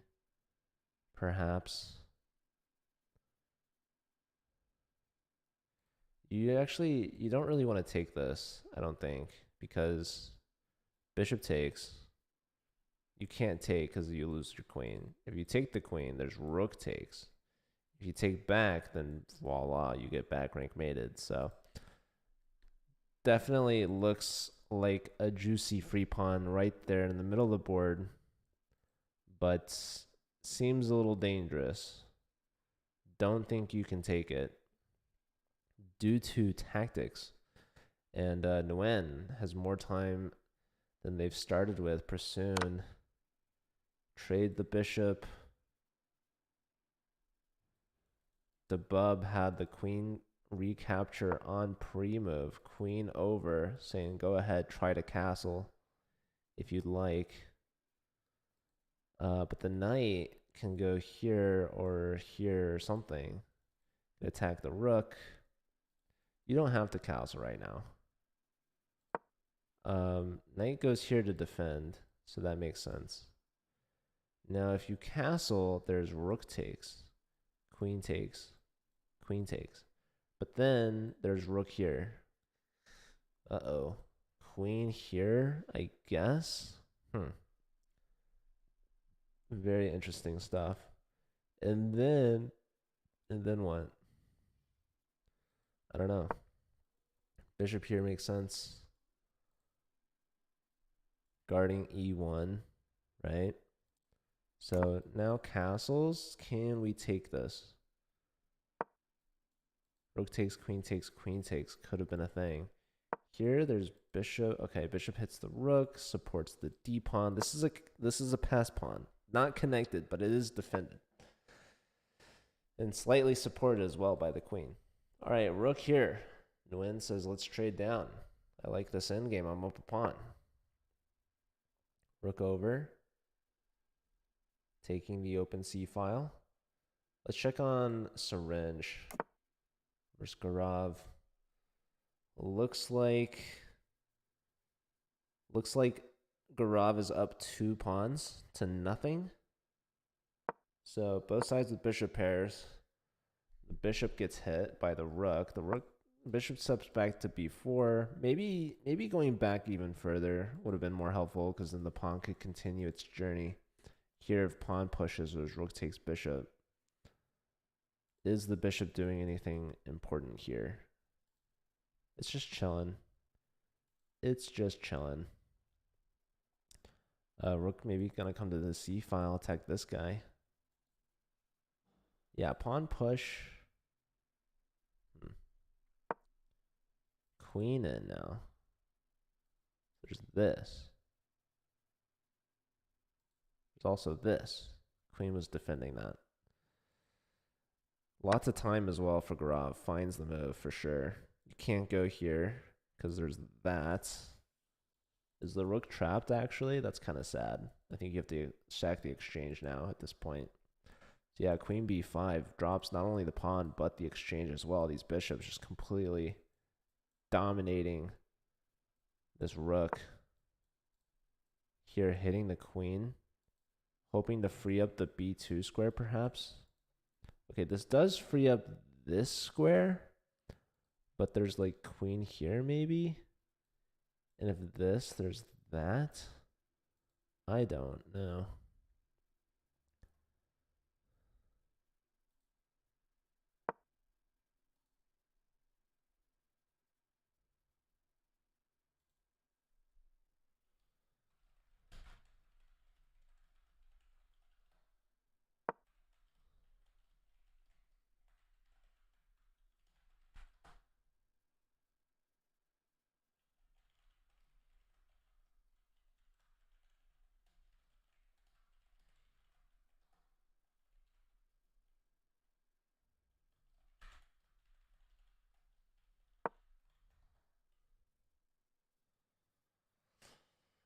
Okay, so the rook did make it to f3. So saving the exchange. That is a discovery attack.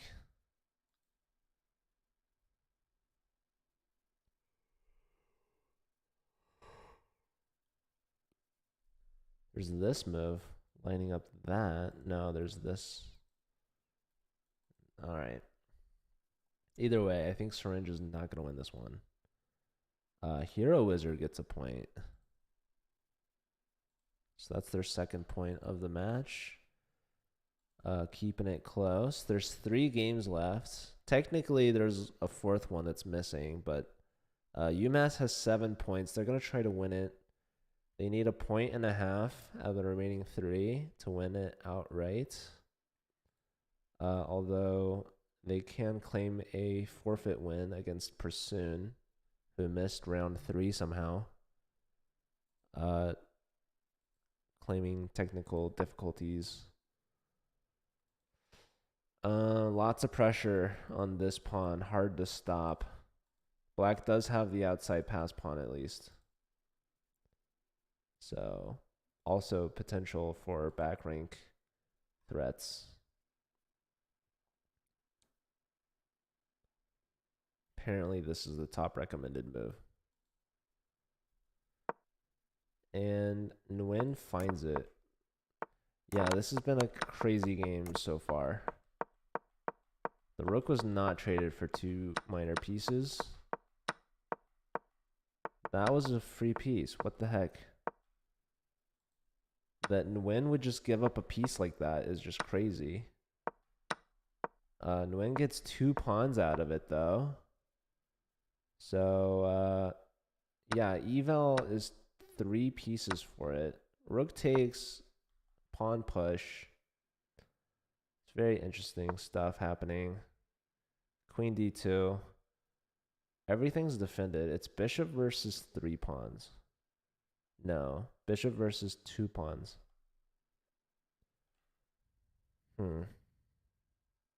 Hey Brody, welcome. How's it going?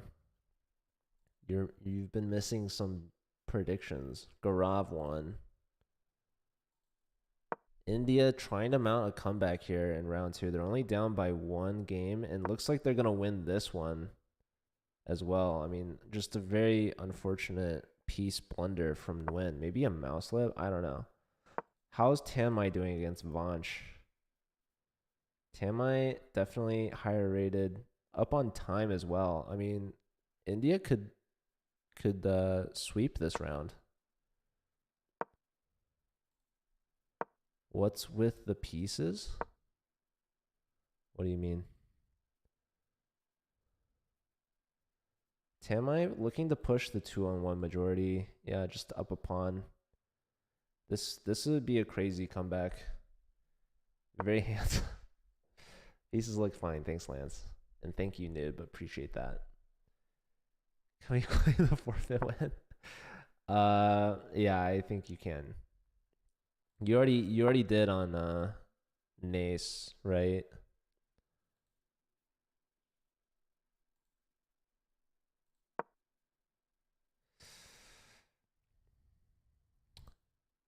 Yeah, I think the trying to play that round would be kind of a formality.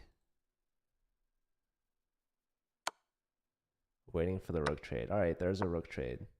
So black is going to have to weather the storm here. A draw for UMass in either of these games would be a win, but looking unlikely. I mean, Vanch has a chance here, just very low on time. White has the better king positioning now. This pawn is advancing. Yeah, like this king needs to get over in time. It can't let this king just walk over. So the king's moving now. Maybe here in time. No, check. Might be wise. King here, maybe. King here. Rook back over. Now the rook cuts the king off. The king is too late to the party. Now this king can enter. Yeah, this is good technique from white. Black missed the opportunity to bring the king in. And now this yeah, this is over.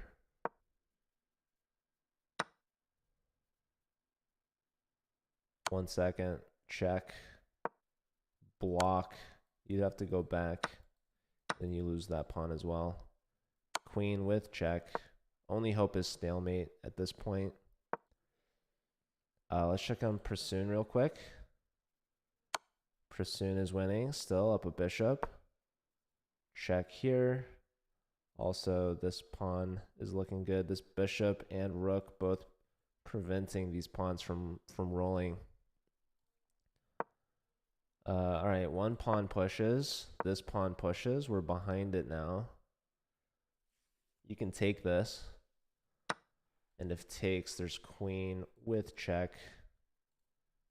Vanch finally flagged. One move away from mate.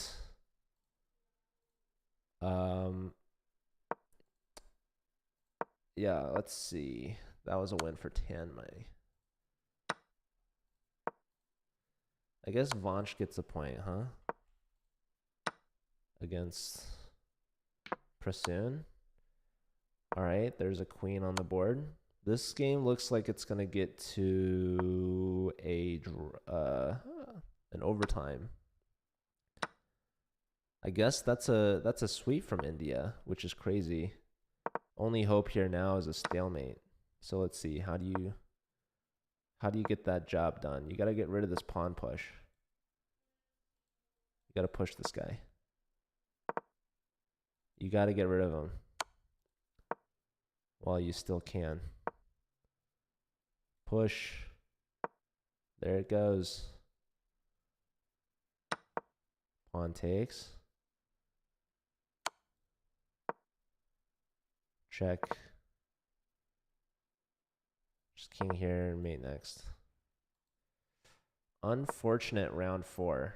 Oh, didn't do it. Alright. Prasoon comes back from the grave to win in round 4. So a sweep from India, forcing overtime. Crazy.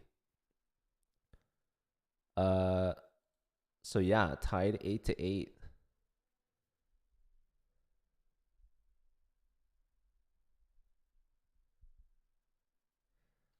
I don't know what happened here.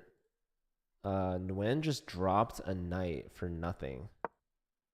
Like he was completely winning.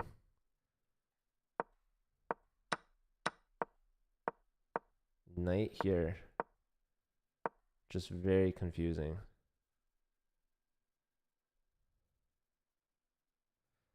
All right, guys.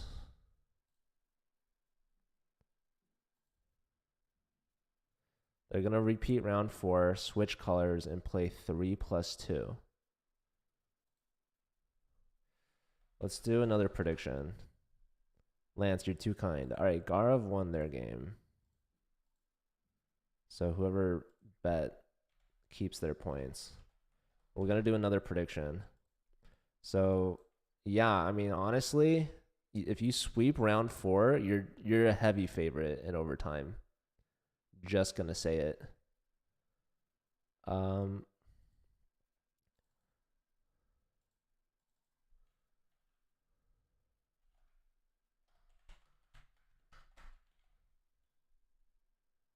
We'll do a 2-minute prediction here. Get those bets in now, folks. Joe's better than Gotham. Probably not by any standard metric. But thank you. I appreciate that. All right, so we have overtime starting. Perhaps the players are discussing shortly right now.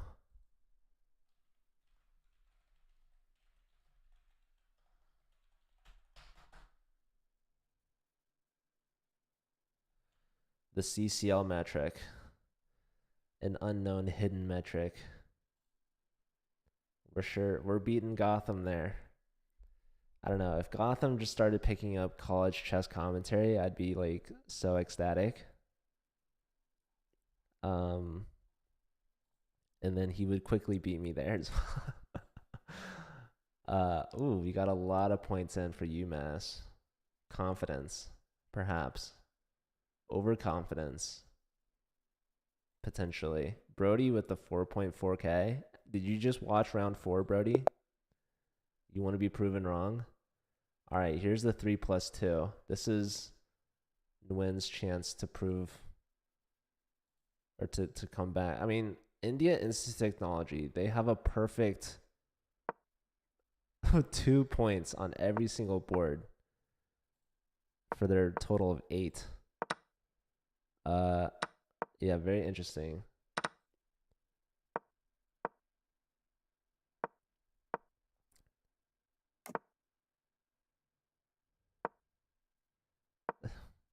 Wow, white noise.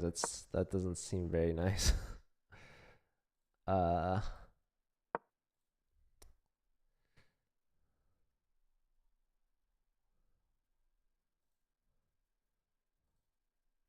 But always good to have you here. It won't happen twice, Brody. You think round 4 was a fluke. All right, well, your points are where your mouth is, so let's see if it holds true. Pawn takes, white holding on to the center. If queen takes, you got to take with the king, but queens are off the board, so king's a bit safer in the center. Because if you take with the bishop, you're going to lose the d pawn, right? It's attacked twice, defended 3 times. Is the queen defending this pawn if it's pinned? I guess not, but we do see king takes. So no need to castle. Queen's off the board. White has the center. Black brings the bishop out.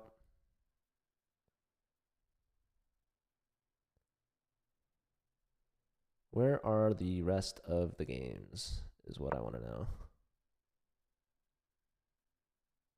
Rook b1.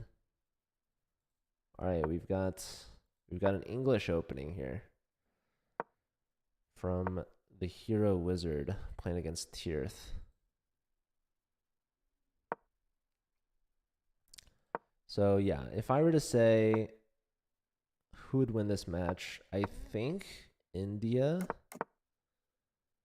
But I think that Prasoon should lose. I think Nguyen should win this one. Very close to sweeping, just blundered the knight, very uncharacteristic. So we have 2 games underway. We need 2 more to start. Okay, looks like we have Gaurav and Syringe. Syringe started off strong with the win, but it's been a struggle since then. Playing the Karo Khan here. Yeah, I guess Gaurav is definitely the favorite again. In this match, Tirth and Hero Wizard, I mean, yeah, I don't know. I guess India just had a really rough start, and then just they woke up. Prasoon took a little break in round 3, forfeited a game, and then they came back full force to sweep, forcing overtime. So, yeah, UMass is going to need a I don't know what they're going to need. They're going to need something. They need their top board to produce a win, which is Nguyen. And then they need an upset somewhere else. Maybe Vanch versus Tamai. So we have all 4 games now being played, which is great to see. Maybe Tamai gets upset here against Vanch. Is India like out rating every single player except for Nguyen? I guess that's true, which is crazy. Nguyen's looking good though. Like this pawn is hanging, right? That's not ideal. This is kind of bad though. Let's see. Bishop takes. Knight takes. There's rook check. I'm so confused. King up. How is this so good for white? White's down a knight. Oh my goodness. That's a fork. Wow. Was that there just this whole time? Trade, fork, king here. Only legal move. Actually, that's not true. The king could have gone to a3. That would not have been very smart, though. Takes. The knight is hanging right now. And where can the knight go? Only move, right? If you defend, I mean, we just take. So here, and then king lands to c5 with the fork. You get the piece back. Black is going to try to gobble up some pawns, but the a pawn is running. The a pawn is fast. H pawn is running. Rook comes back. Why didn't we just continue pushing the a pawn? A defensive approach here from white, for sure. But perhaps they are able to do it because the a pawn and the king are just so close to each other. But this king is going to try to get involved. Move the king up, I think. or push. Maybe it's the same thing. The king still coming over. King up though. King over. King here. I don't know what's happening, folks. UMass has been known. Is that so? Push, allowing the king to come here. I guess there's rook takes pawn now. And that's gonna threaten. Wait, what is this? Why are you queening? Just take the pawn. Just take the pawn first. You'd still have an a pawn. Nguyen, you're stressing me out, my guy. This is threatening mate. Oh my god, Black blunders back rank. Maiden 1. Prasoon. Alright. Syringe with a huge win by a game abandonment? What? What is this? Dude, that shouldn't happen. Was that just an internet issue? They're replaying? Dude, I don't know. That doesn't seem right. What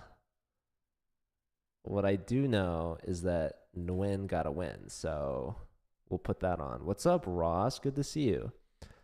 All right, Tirth. Tirth is crushing. Look at this. Yeah, UMass is coming back to their true form here in overtime. And Brody's going to say, I told you so. How's Vonch doing against Tamai? Looks like we have both sides castled.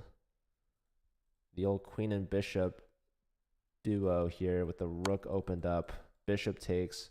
Maybe rook takes was a bit stronger. I don't know. But that comes with check. So king's going to have to move. You're definitely not giving up the exchange there. And now what? Maybe you just bring the bishop back. So Vonch looking good against Tamai. Okay, offering a rook trade. There's queen check, bishop block, probably the only good move here. If you move the king, you lose the rook, since the rooks aren't connected. If you block with a rook, there's bishop here. That's annoying.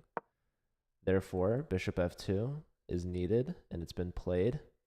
Queen's got to move now, or knight here, probably not very good, I'm assuming. So queen comes back. This is very passive for Tamai.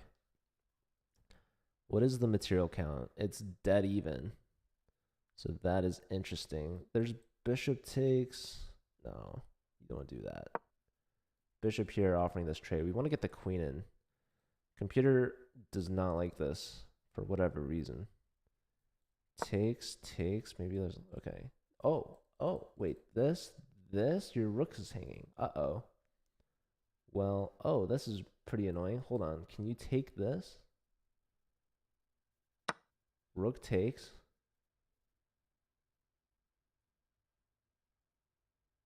What seems to be the problem here? Computer likes this, and I figured we could do that. Queen takes. Now there's this. There's that. No, there's not that. You're losing your piece, my friend. You needed to take this with tempo. Instead, you lose the bishop for free. So, yeah, you tried to save the queen and try to keep defending, but you forgot that maybe you thought there was rook takes. Okay, you get a pawn, but no, you're going to lose this one. Yeah, looks like Gaurav is not replaying Syringe or something. I don't know. So, yeah, Tirth won, right? Did I give Tirth a point for that? I don't think I did.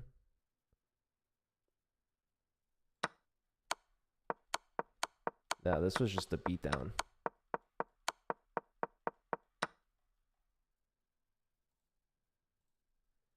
So Tirth. Either way, UMass is not going to lose in this first round. Tamai gets a point.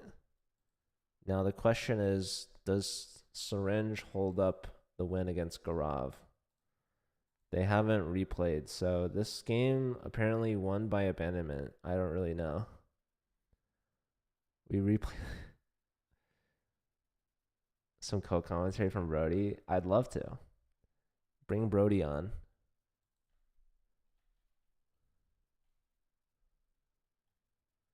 You played it a second time? I thought that's what this was. I don't I don't know. He left the game. All right. Oh man. Hey Pringle winner, good to see you. Uh yeah, I guess you would say that this counts. I wish I could have more confidence. Hello, Shesh Chopin. Good to see you. Uh yeah, I mean if they're not here as well, like if they're not communicating, it seems that they're just giving up. So yeah, I couldn't tell you. Like if they were like here and being like, "Hey, sorry, like our players like blah blah blah," I don't know, something, anything. Like I'm not saying it would even work. I'm just saying it would help. You just played Ashley, who's on the same engineering team. That's awesome.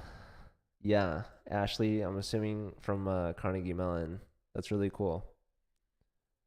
Um, dude, maybe our interns could create their own team.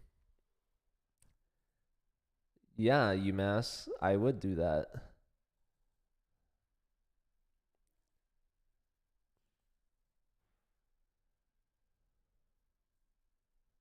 Anyways, we have a 30-minute break before our next match starts. I was going to cover SLU versus San Diego, but it appears that they are trying to reschedule. So maybe I'll cover Mizzou versus Northwestern. You'd like your 150 rating, or not rating, just channel point. I should change the channel points, right? What should I call them? VOD review of your game. Maybe. Should I stay live for 30 minutes? You guys just want to talk and hang out before we watch Mizzou versus Northwestern? I should confirm first that they're playing at default time. But yeah, that should be the match. I don't think India's contesting anything. So kind of a peculiar overtime, but getting the job done for UMass. Final score should be 11-9.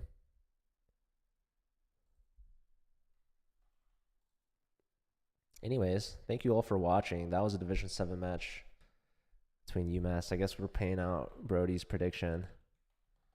Some hard-earned points.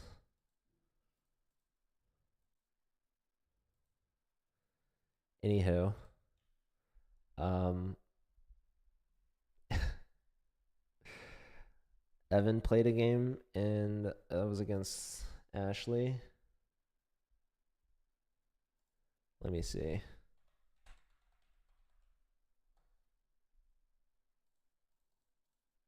This is new territory, you guys. I've never done this before on broadcast. Pringle winner. Let's see. When was your game?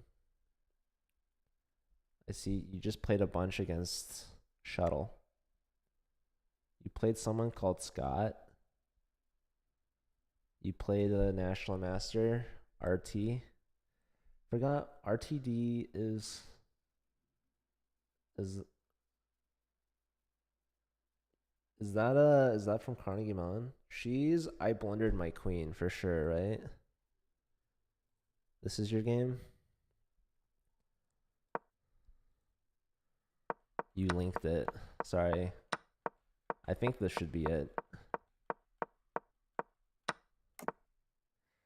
Okay, a little pawn gambit action. Pawn takes, hits the knight, but you're losing this pawn. Right here. I mean, it looks like bishop takes and you get this. So maybe wrong move here. Computer likes d5 or queen d3 or bishop d3. Queen d3. I guess trying to come here. Yeah, this just looks like a double attack, but you get the piece. Even though you're down in exchange, you have 2 minor pieces, which is good. You're picking up some pawns here. Ooh, this is not very nice. Gambit the pawn for the queen, fork. Caught her off guard there. And rook takes, ends the game. Nicely played. You guys are pretty close in rating. The team forfeits 2 matches that auto-remove them from the competition. That is according to NACE's default rules for all their titles, but for chess, we are being more lenient on that. We don't have any rules specifically Wikipedia on that, so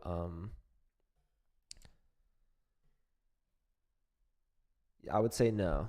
It doesn't auto-remove them. They can still like reschedule matches that they've lost or forfeited. So just because a team gets forfeited by missing a match doesn't mean that they actually lost until the other team claims the forfeit win. Also, Ross, thanks for the follow, and Mr. Kaka Farts as well. Huge follow there. Allowed to add subs as long as our average team rating is still within the division range, right? Yes. Although the mid-season add-on deadline is March 10th, so that's coming up soon. You heard what I said, Brody. Okay.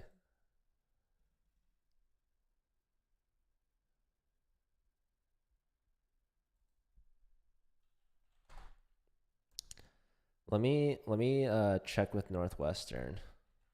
Or is it Northwestern? I think so.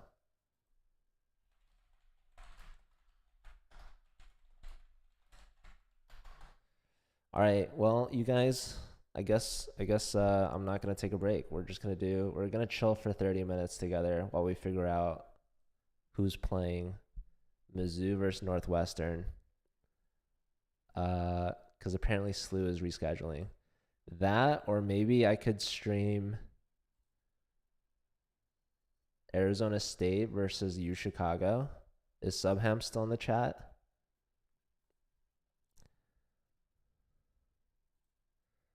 How do you guys how's everyone feeling today? Who all played today? Who all is going to play today?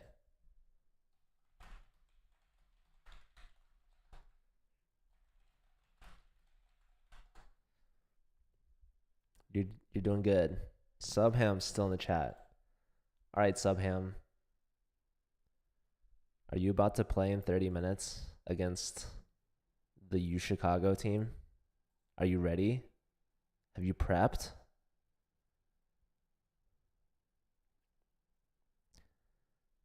I'm feeling well. So yes, SLU and UC San Diego, they've put in a reschedule request.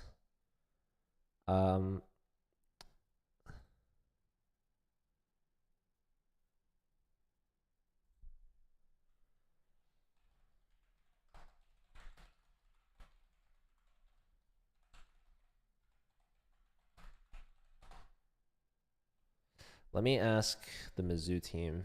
Let's see. Got to ask their coach.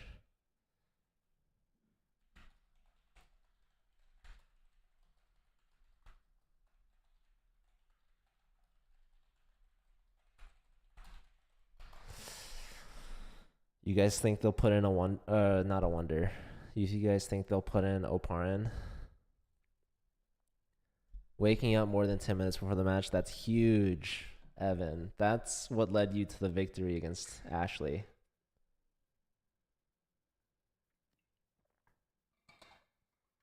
You hope U Chicago goes easy on you guys. I mean, you never know. You never know with the U Chicago team.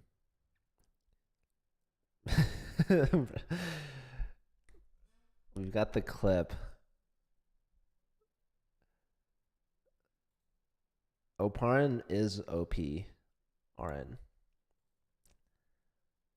Okay. So I should create this scoreboard right now.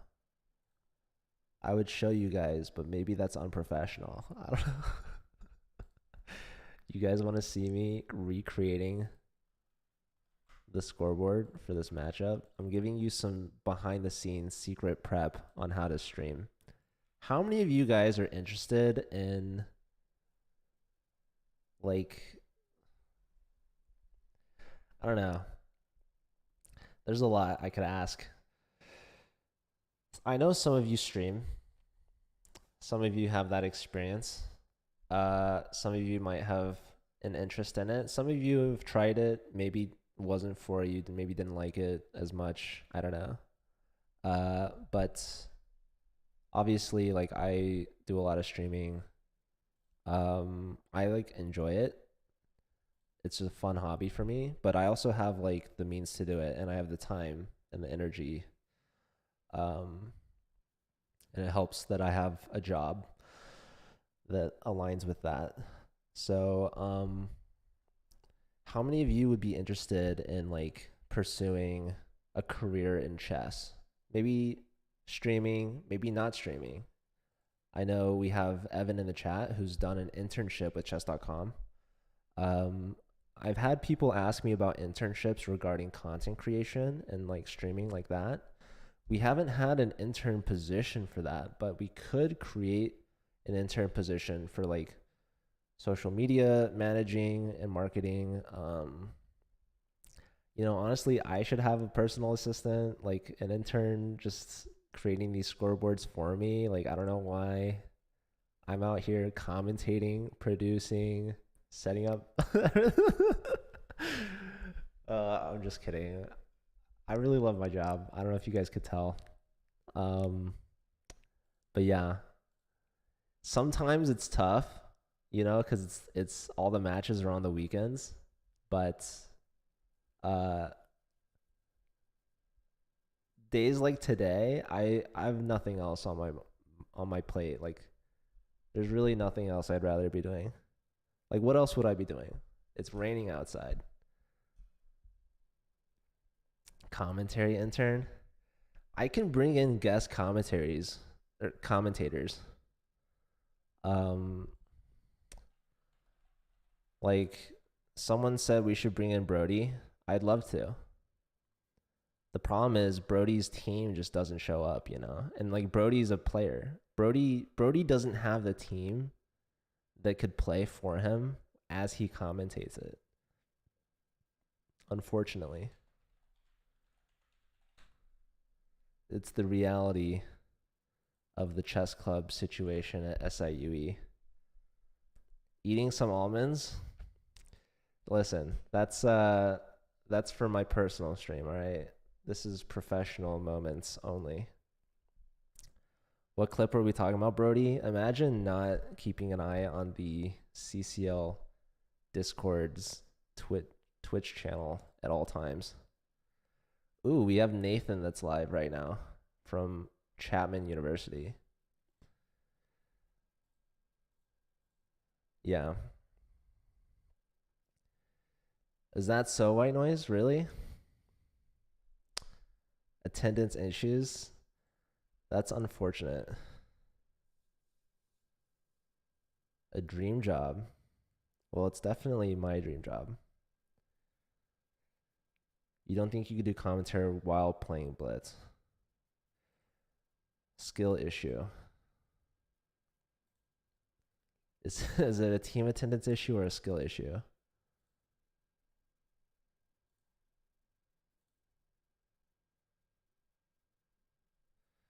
Let me send another message to a Mizzou player.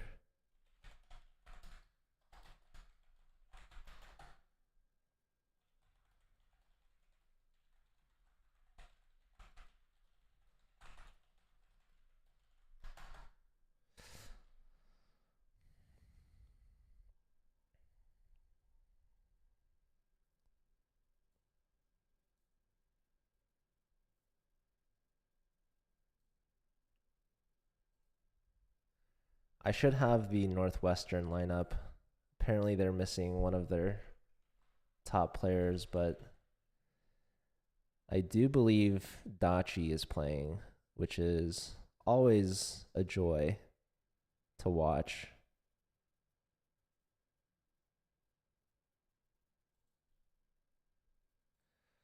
Okay, they've thrown a curveball at me.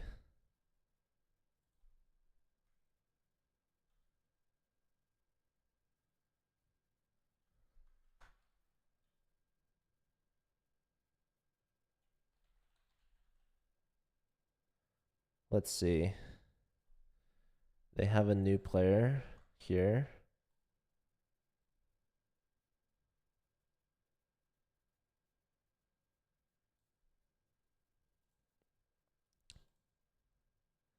Maybe I shouldn't be giving off this information.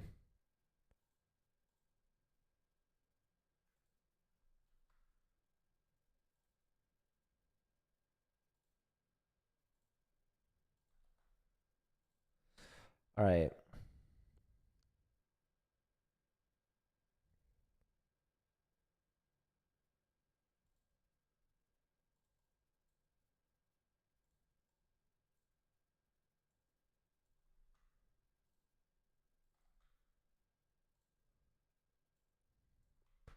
How do you guys feel about the 15-minute check-in? You guys, who played last season? Anyone? Do you guys remember we had the check-in was like what, Thursday? You had to submit the lineup.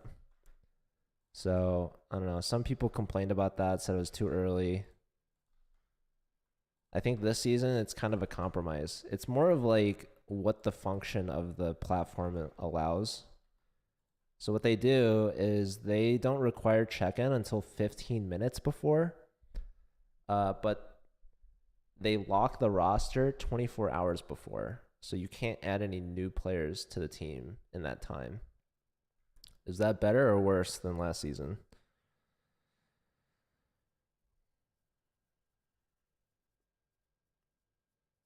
Take care, Subham. Good luck in your match. Last season, like last year or fall? Yeah, last year. Sorry. Last team season.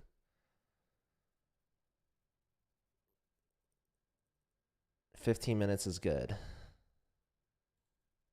Eliminate all context. You guys making me look great. I love it.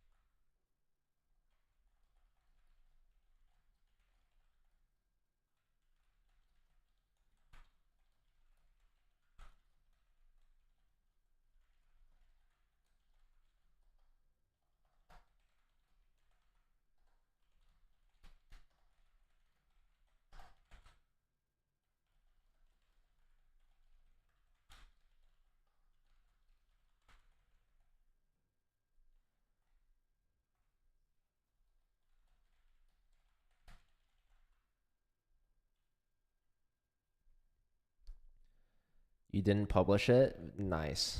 I'm saved. Just kidding. Branding still has it. You think the check-in right before the match is fine?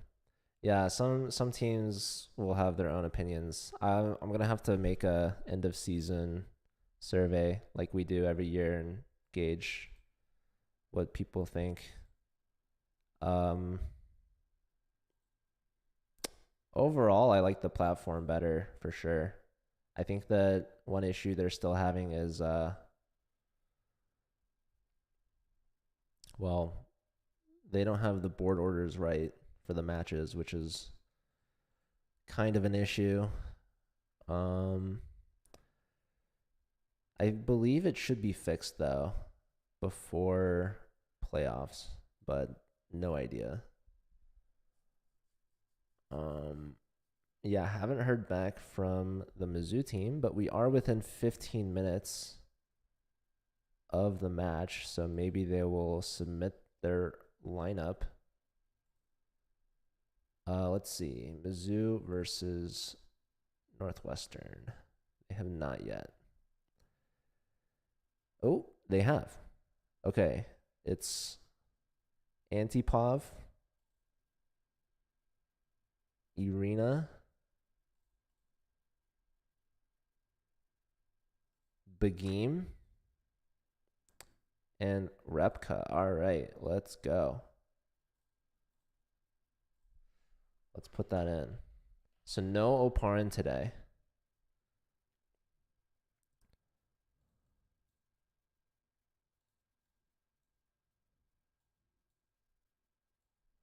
But still, they've got two Grandmasters. Not too shabby.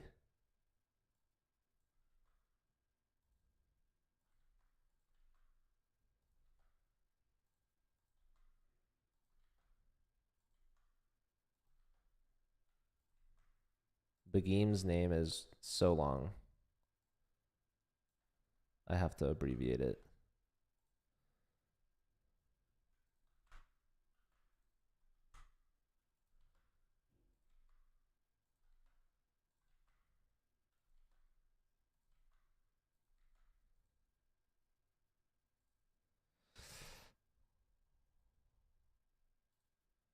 All right, time to update our scoreboard. No, scoreboard's ready. It's time to update our stream title.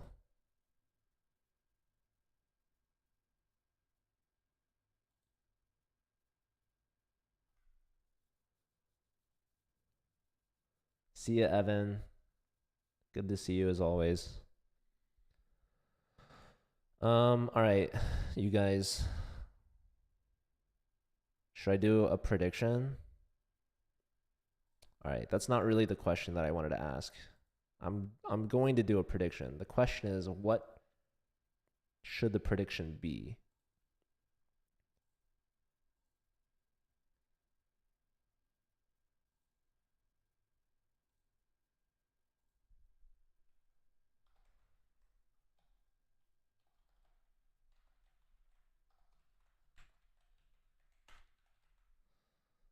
Also, Brody, who are you rooting for? Mizzou, the powerhouse team, or your fellow Illinois Northwestern?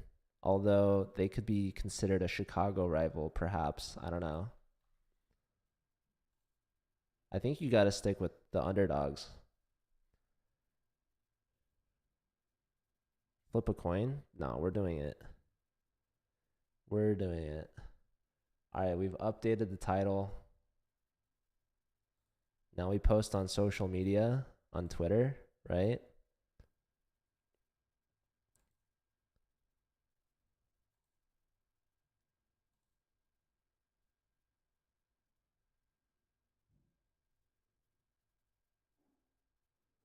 We've got a bot response on one of our tweets this morning. Hold on, here we go.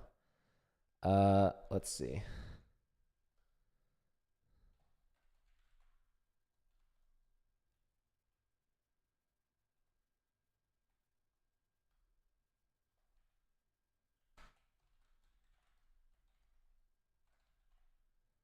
Let's see. We're live with Mizzou Chess. See, I don't think Northwestern has a thing. I should have tagged Georgia Tech in this morning's tweet, but I didn't.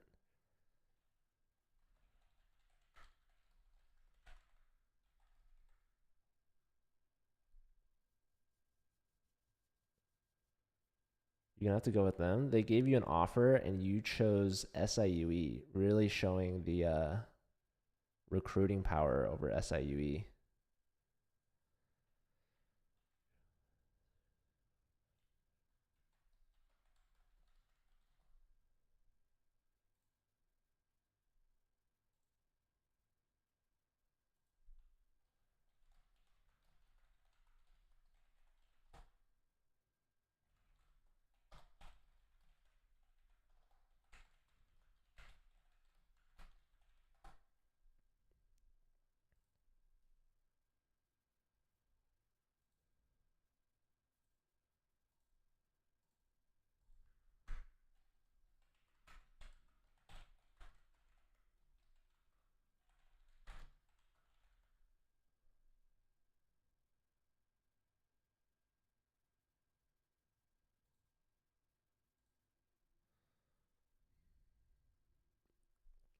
Too much brain problems.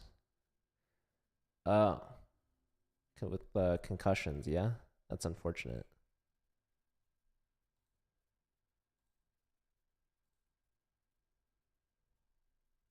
All right, you guys, the tweet is out. Do I tag the Discord again? I try not to. We created an entire new like channel just for stream announcements. And I don't even know how I feel about that, to be honest, but it's so that people can opt out. They can mute that channel.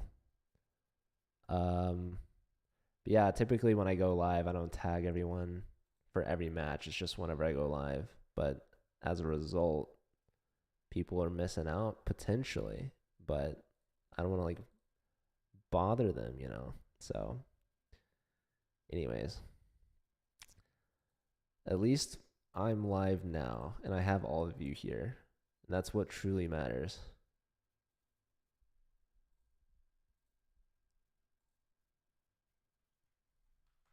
I'm excited to watch Dachi. We'll see how well Dachi does. Oh, let's put on our prediction now. Let's put on the prediction if Mizzou scores 10 or more.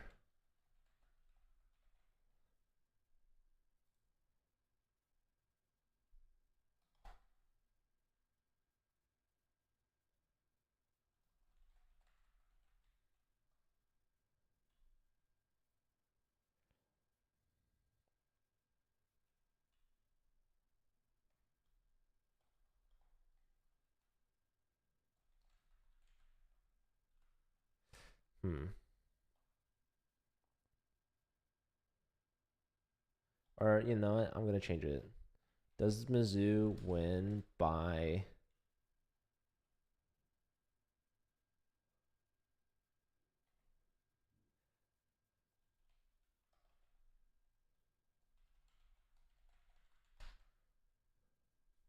6 or more points?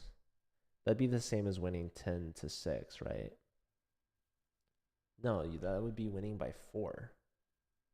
All right, let's say win by 4 more points.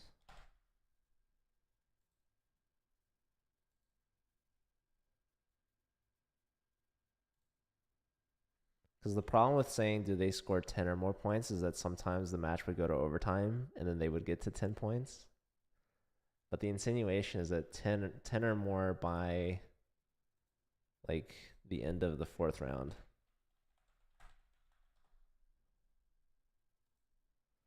Anyways, yeah. I'm going to do some mental math. Anyways, the prediction is up, folks. We've got 5 minutes until this match starts. Who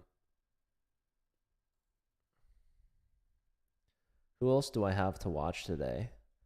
There's a match at 12:30 in Division 8, UC San Diego versus Arizona State, both teams C teams. And then at 5 Eastern or 2, there's Brown versus Rochester, 2 Pacific. So from 12:30 to 1:30, I'll be covering San Diego versus Arizona State. Are there any matches that I'm missing, you guys? There's always like these reschedules that I don't see.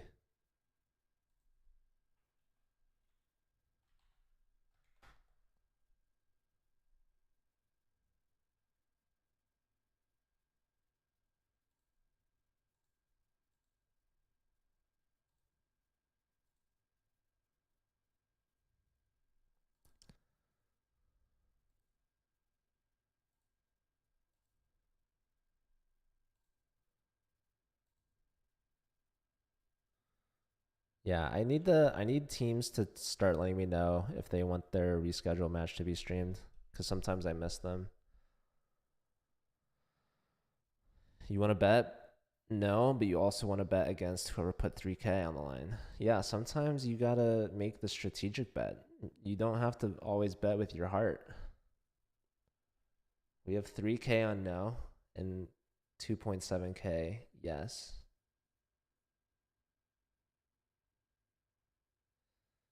Braining wants Brody's points.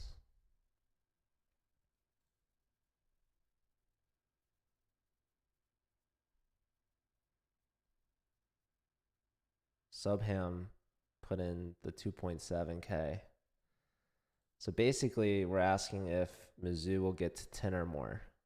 If Mizzou gets to 10, they'll win by 4. Looks like Brody's putting in a bet. Brody with almost 5,000 in there. Subhan says Mizzou will destroy. You guys know Dachi Lin, grad student from UT Austin? The dude's like 2,800.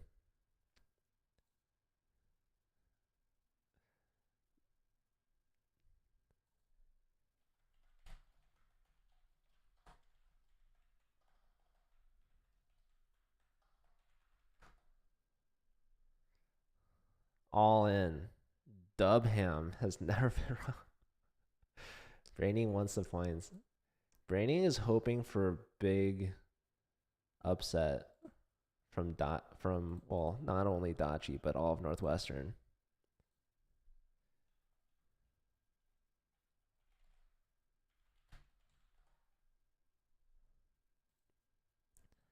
Um. Anyways, let's see. So after this match, I'll have like a 30-minute break. Should I just stay on? We'll have like back-to-back 30-minute breaks again. New to chess, watching Hikaru, and I asked if it's easy for a GM to beat another GM without blundering, or is it typically a challenge? Well, it depends. Vampire Blossom. There's a lot of GMs. There's like 1,800 GMs or something like that. The best GM is Magnus Carlsen, and he can beat the weakest GM fairly easily. But it also depends on like the time control, right? The longer the time control, the fewer blunders perhaps they'll make. But I would say typically it's probably more of a challenge. No, that's not stupid. You're welcome to ask questions. Well, Brody, you're not a GM, so Vampire, thank you for the follow. Welcome. Dachi saying that grad school is a time commitment and you can't focus as much on chess anymore, unfortunately. Davis, thank you for the follow. Welcome. Oh my goodness, there's so many matches tomorrow. I'm going to be swamped, but it's going to be great. There's probably more matches today that I'm missing. But I know that there's at least 2 more after this one. So I have three matches left today that I know of. Probably more on the way. Who knows? Honestly, if no one tells me, I don't feel bad if I missed it, because I just checked last night. I don't know why so many teams like wait till the last day to reschedule and try to settle that. But it's like, I don't know. How am I supposed to keep track?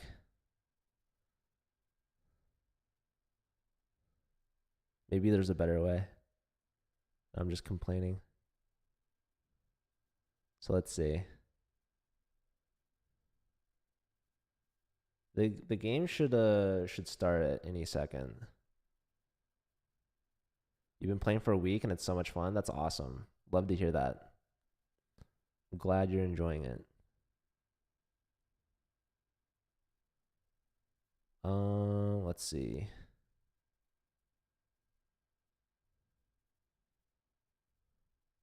Lots of games in progress right now. You love to see it.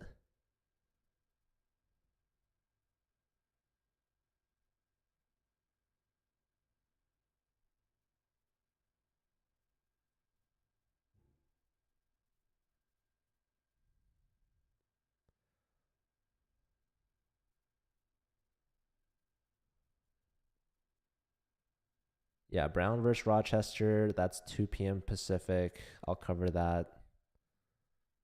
Um,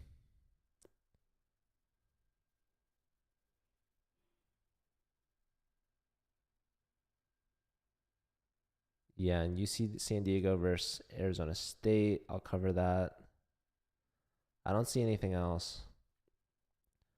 There's some reschedules still that need to go through, so I won't know until they confirm it.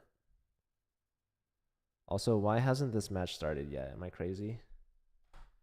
Am I missing content? I'm following the players, I believe. Have they both checked in?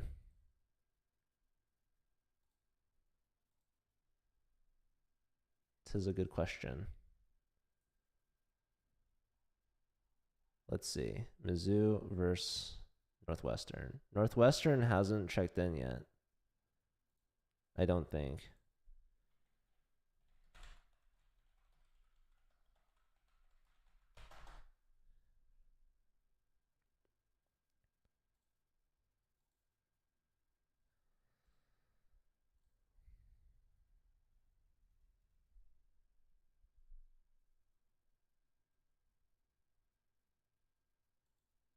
We're just waiting. We're waiting. Oh, oh. What just happened? Why did I think something changed? Nothing changed. Am I following the players? I am following all the players but one, so that's good. They having an issue?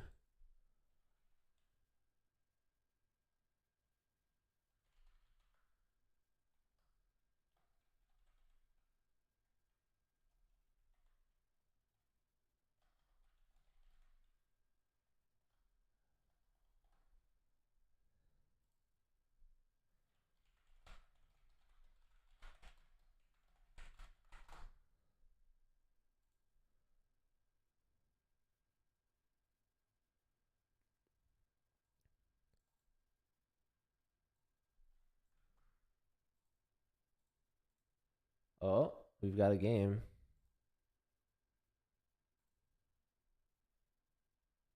Are they challenging manually?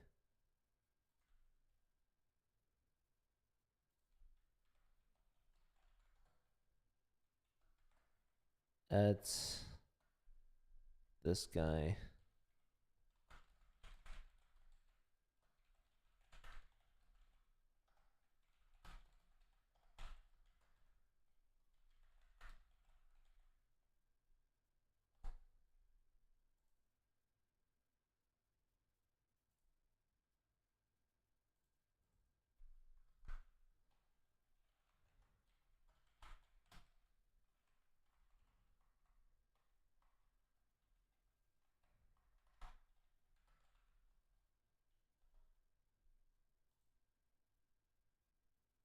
They Oh,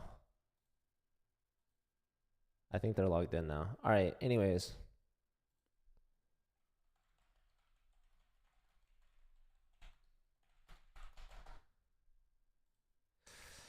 All right, folks. We've got a Division 1 match here in round 5 of the Collegiate Chess League.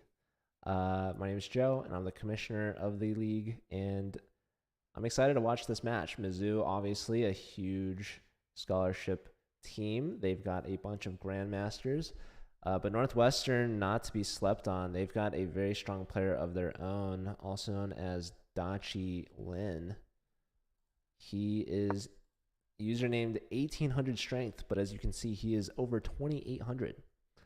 1 point over to be precise. He's a FIDE master, but he is a very strong player. He's playing up against Chris Repka right now, a grandmaster from Mizzou, also known as Incredible Bubachik. So yeah, Northwestern, they're like what, near Chicago, playing against Mizzou, who is in Columbia, Missouri. It's like halfway between St. Louis and Kansas City. So I know there's a bit of a rivalry between Missouri and Illinois. It's more like St. Louis versus Chicago. And Northwestern's not exactly Chicago, really. Maybe it is. But Mizzou is definitely not St. Louis. A lot of people might think that it is because St. Louis is a chess mecca, perhaps, thanks to the St. Louis Chess Club.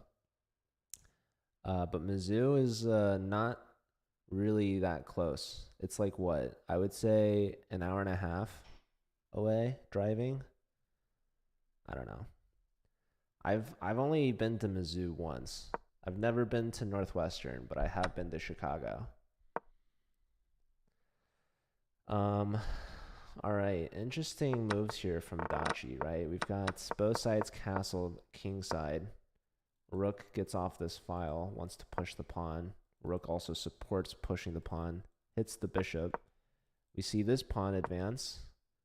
A5 to break things up, and you might consider taking back here, right, with tempo, but I guess that hits this. I don't know. Bishop comes back here. Oh, the queen is defending that. All right. That's why these players are in D1, and I am not. All right, bishop now hits tempo with queen. Queen steps up. Very well placed bishop here. This pawn is still hanging, but the bishop's going to try to hold on to it. Bishop moves in, that opens up the rook. We see b3. Yeah, this a7 pawn's going to be weak in the end. We've got all 4 games being played, which is lovely. You love to see it. We love to see chess being played. That's what we're here to do. All right, we've got another game to look at. Crazy Girl. This is Begim. She's played in the U.S. Women's Championship tournaments a lot. So yeah, she's a regular at the St. Louis Chess Club.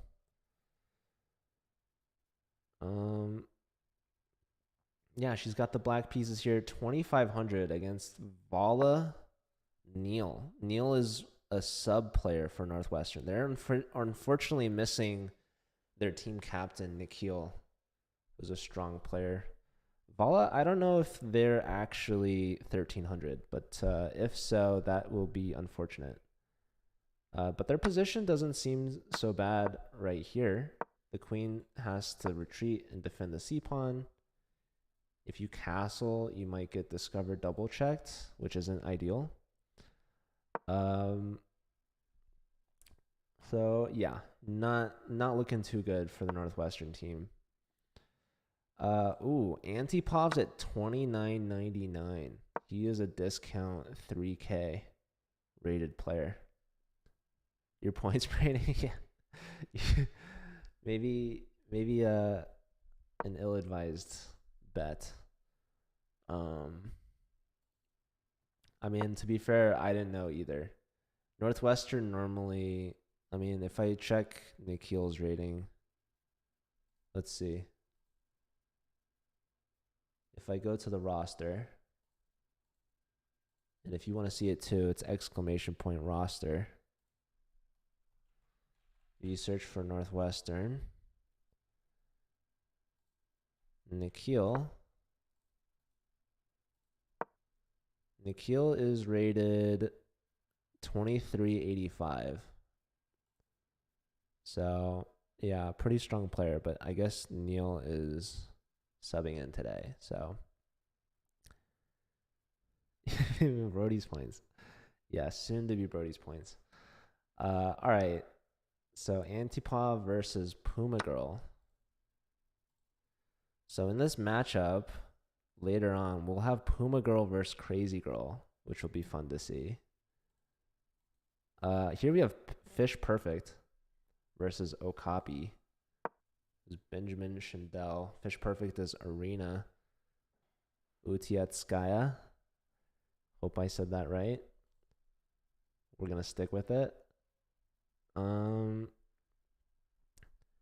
But yeah, this is actually a close rated matchup. 2000 versus 2100.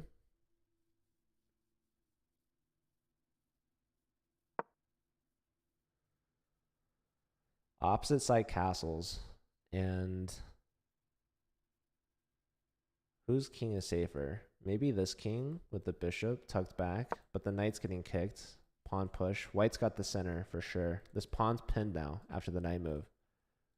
3 pieces attacking, only defended twice. Very interesting dynamic here. This could be good for black with this last move.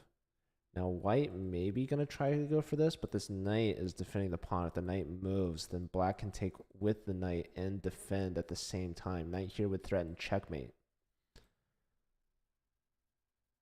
There's always these queen sacrifice ideas, but unfortunately there's just no follow-up.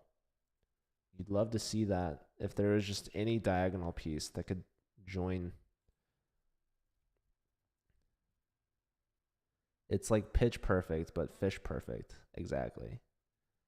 Puma Girl is very low on time against Antipov.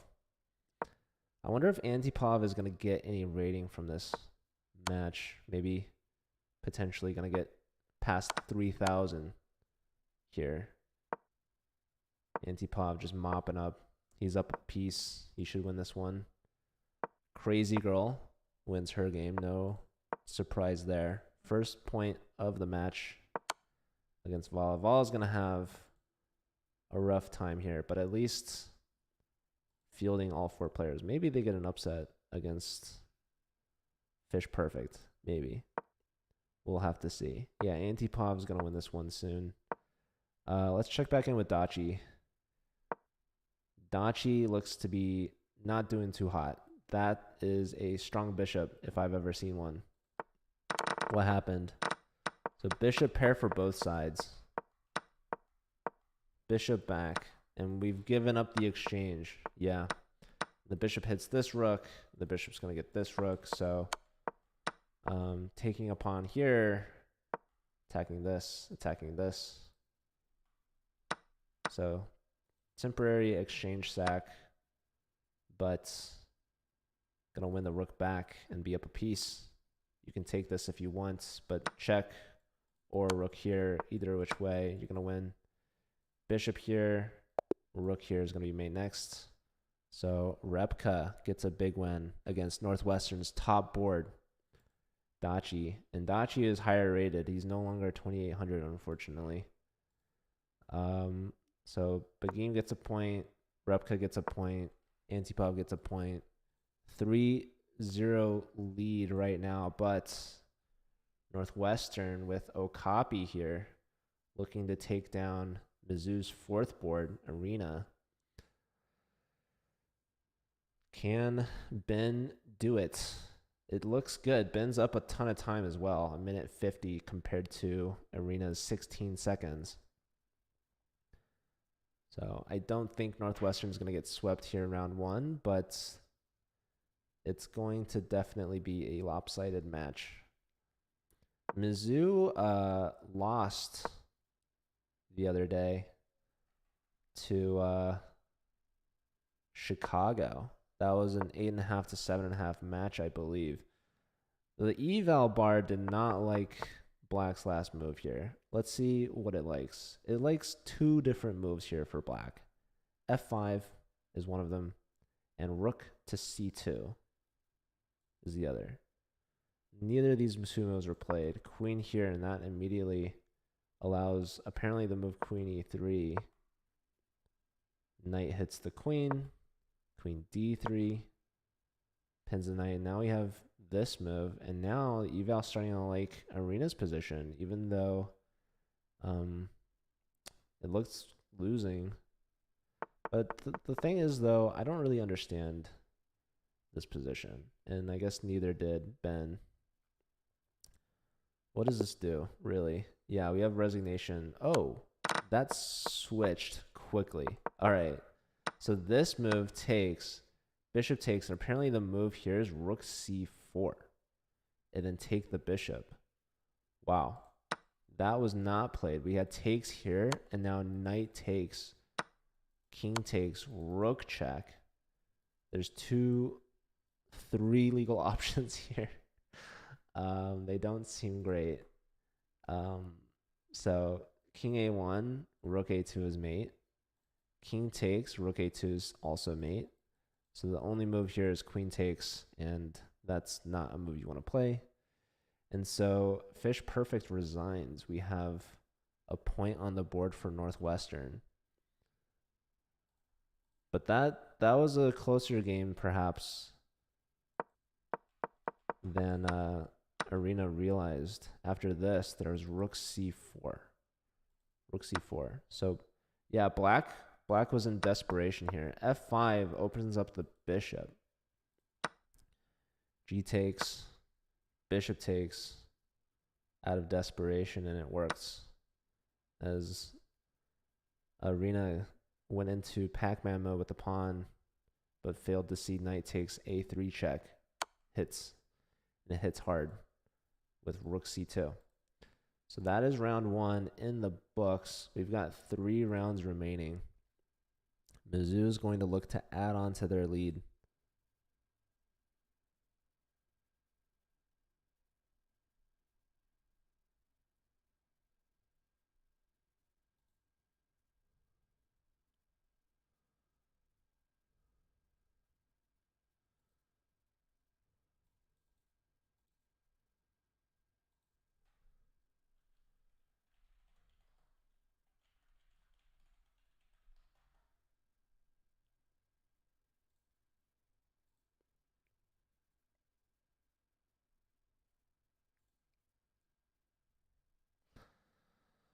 So waiting on round 2 to start.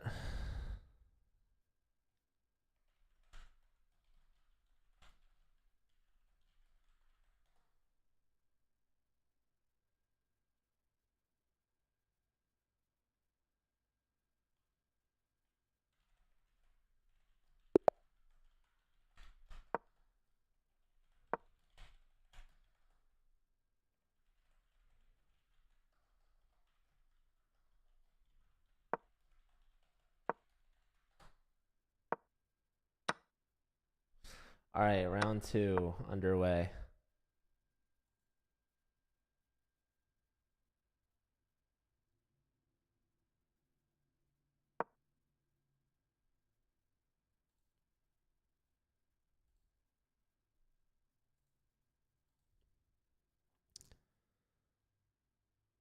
Let's see.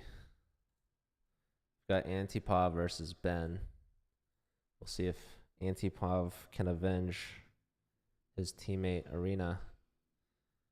I'm guessing yes. Ben's gonna try to put up a fight, see if he can continue getting points for Northwestern. Definitely gonna keep an eye on Dachi though.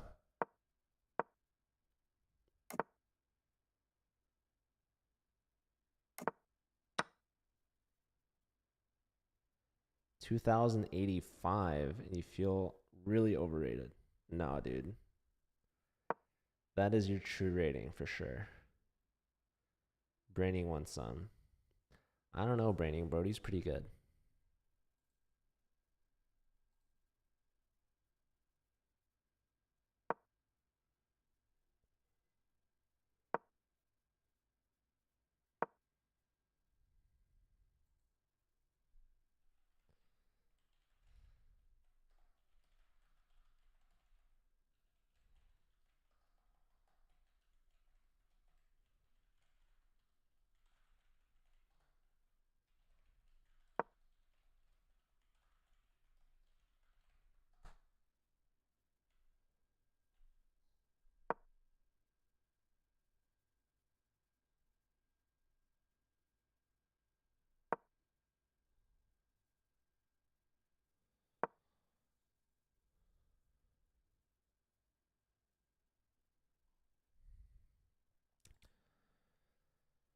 All right, so Dachi lost in the first round. Gonna try to bounce back here.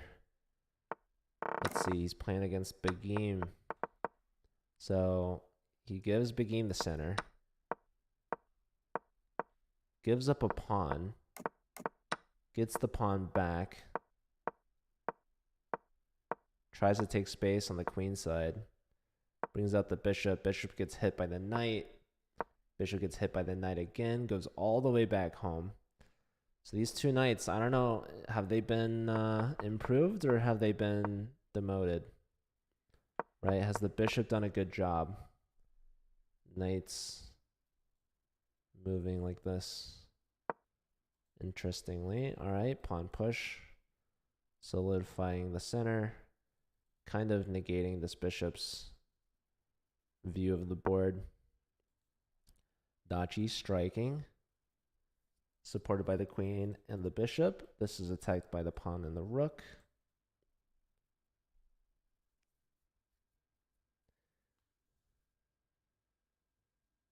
And even, so technically you beat a 2300. In Hyperbullet? Are you talking about Steven? Another Chicago player. All right, so they trade. Dachi's attacking the knight twice. Queen steps up to help support. Little pressure here. Little pressure here. Maybe a lot of pressure. Who knows? Maybe tying down the black pieces a little bit. The Jawa himself, yes. This ties the rook down. The queen's also there. And the king.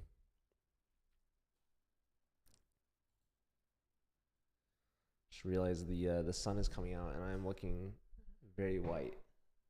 Let me try to adjust this. Let's see. That might help a little bit.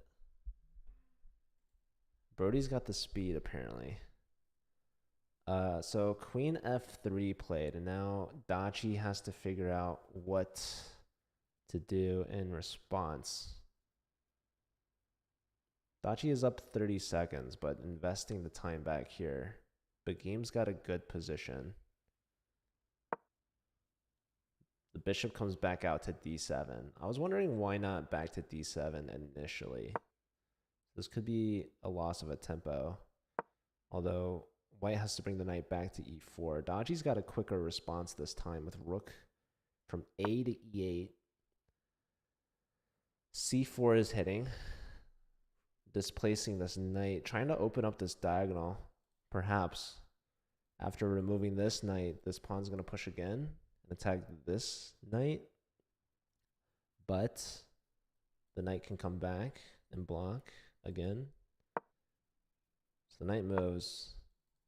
Bishop here, uh-oh. This is starting to look like Beguim is cooking. The rook is trapped. Bishop here is the only move to defend it.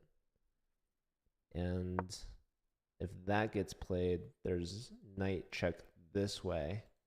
That's probably another reason why the move c4 was played. c4 dislodges the knight. The knight was guarding this f6 square. So after bishop h6, Dachi says, you know what? Give up the exchange and just help guard over the f6 square. Play f5, attack this knight.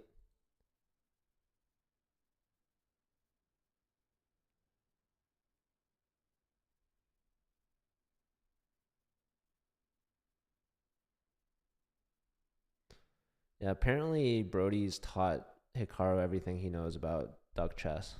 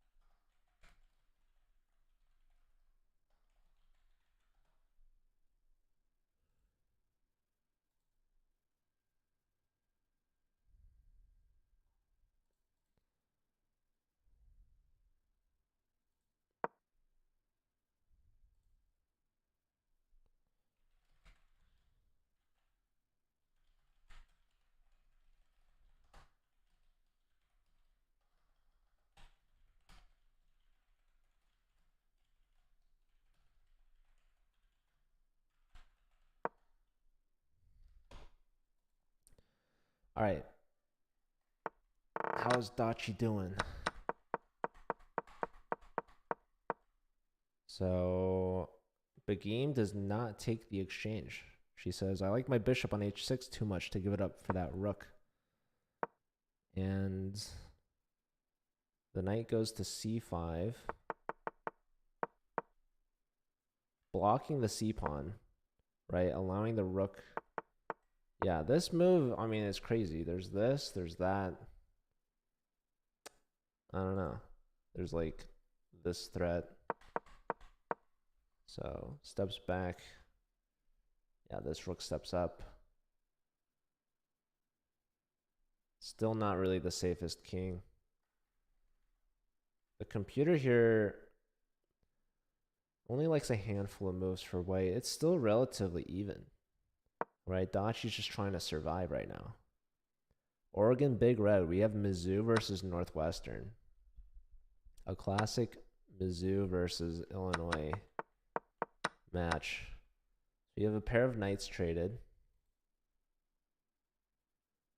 They got to win by 4, yes, which means they need to get to 10. If they win 10-6, that's by 4. Right now they have 3, but they're looking good. Illinois for the win. I don't know. I'm kind of a Mizzou guy. Dachi's played c5. That blocks the c-pawn. That helps keep the king safe along this diagonal. This bishop's hit. The queen is hit. How did we get here? Queen takes, pawn push. f4 played. f4 is interesting. Basically, this bishop is pinned because the rook is hanging after this rook lifted. So, rook over, hitting the queen. I don't really see, like, how is black getting out of this? How is black getting out of this? Because there's going to be, like, bishop takes, right, to maintain this. I'd imagine. Oh, is there bishop check? Wait, why wasn't that played earlier? Computer likes rook d1. I thought this was good. I don't know. Yeah, it's been played. The king moves. And Begim is low on time now. She's at 25 seconds. So Dachi's really turned things around here. Computer, I guess, didn't like the f4 push. That's a pawn. Let's see. This bishop and this bishop are both pretty bad. This bishop picks up, attacks the pawn. This is a pin, so the knight can't move. There goes the b pawn. Knight back. If we take, we bring the queen back out. This knight kind of blocking, like the queen looks a little trapped, if I do say so myself. So black doesn't take the knight. They step the queen up. And what this is doing is it's freeing the knight to move, right? Knight takes pawn is an idea. Knight goes here to block the bishop. Knight takes, pawn takes, bishop takes, queen takes. There's queen check, which can be annoying. Looks like we're going for that. Queen check played. Don't go here. Actually, you could you go there? I don't know. The bishop covering this, man. This bishop's low on squares. What's going on in this game? Black is up a pawn, but this king is not very safe. This king, definitely more safe. This is the last game too, by the way. Mizzou has swept all the other games. So point for Repka, point for Antipov. No surprises there. Point for Fish Perfects. So Arena gets on the board. And it is down to Begim. Uh-oh. Didn't like that one. Pawn's pushing. Checking. Running. Another check. Perhaps a block. Perhaps a king move. Uh-oh. Where's the checks? Pawn push. There weren't any. King steps down. There's a check. King in the corner. King in the corner. No more. Oh, there's a check. Oh, I missed that one. I missed it. King here, though. And then no more checks. Am I right? Here, preventing the promotion. Holding on by a thread. What to do? Queen back to b3. King down. Not much Begim can do at this point. She's trying to make her own queen. But the queens get traded. And the queen's mopping up the pawns. All right. She resigns. Dachi gets on the board. So another 3-1 win for the Mizzou team. Yeah, they're looking good. They are playing well. Northwestern just narrowly avoiding the sweep 2 rounds in a row. Do we have time to look at the other games real quick? This just seems like a solid game from Puma Girl. Ooh, a nice tactic. Simplifying. Yeah, rook here. Takes, pins the bishop, takes the bishop, and then forks. Very nice finish. How'd Chris do? This was a 17 move game. Yeah. Not particularly close. No surprises there. And all right, we've got a big matchup here. Dachi versus Antipov. Count Live is in here. Shout out to Count Live. Good to see you. Hope everything's well. I never know where in the world Count Live is at any given moment. He could be anywhere at a moment's notice. All right, Antipov trying to trade off the Fianchetto Bishop. Dachi, castles. Yeah, probably you could castle as well, or maybe knight c3. Yeah, knight c3 is played. White keeping their options open can castle either which way. I could see this h-pawn turning into a weapon here, and we do see queenside. So Antipov has chosen violence today. He's woken up and said, you know what? Let's play a game here against Dachi. I see you've already expanded. Come at me. I don't care. Play b4 if you want. And b4 is a strong move. There's also, you can take here and you can continue attacking everything. Like, Dachi definitely has, I think, an advantage here with this space already grabbed on the queen side, right? He's already played b5, perhaps to deter queenside castle. So that's what Antipov is saying. He's like, you know what? Go ahead. Attack me. I want to see what you've got. Dachi just develops the bishop. Solid place. White takes on e5.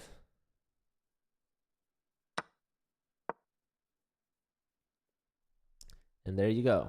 h4. So h5 definitely on the agenda for Antipov. That's one reason why to castle queenside. You leave the h file rook to attack black's king.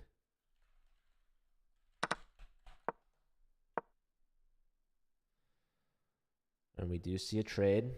So let's see.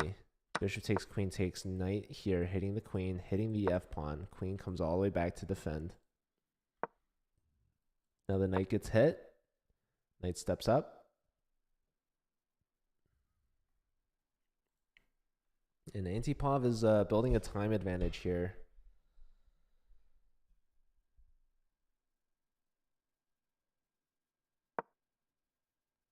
Queen steps up, connecting the rooks, finishing black's development, and now h5. And he played it so quickly. He's ready for it.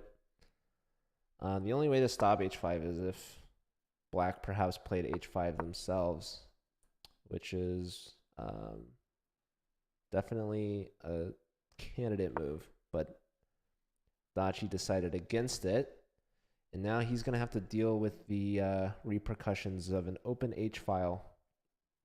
Not much Dachi can do to prevent it from opening, aside from playing G5, which is not a fun move to make, giving up that pawn like that. But now, let's see, what just happened here?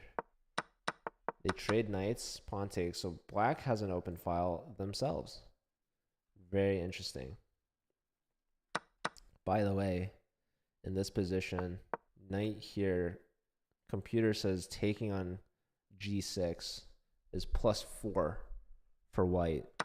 The trade here, it's back to even. King over, and now it actually likes black with the move B5, and it's been played. What on earth does B5 do? It just prevents this, I guess. I don't know. B5. But Dachi finds it.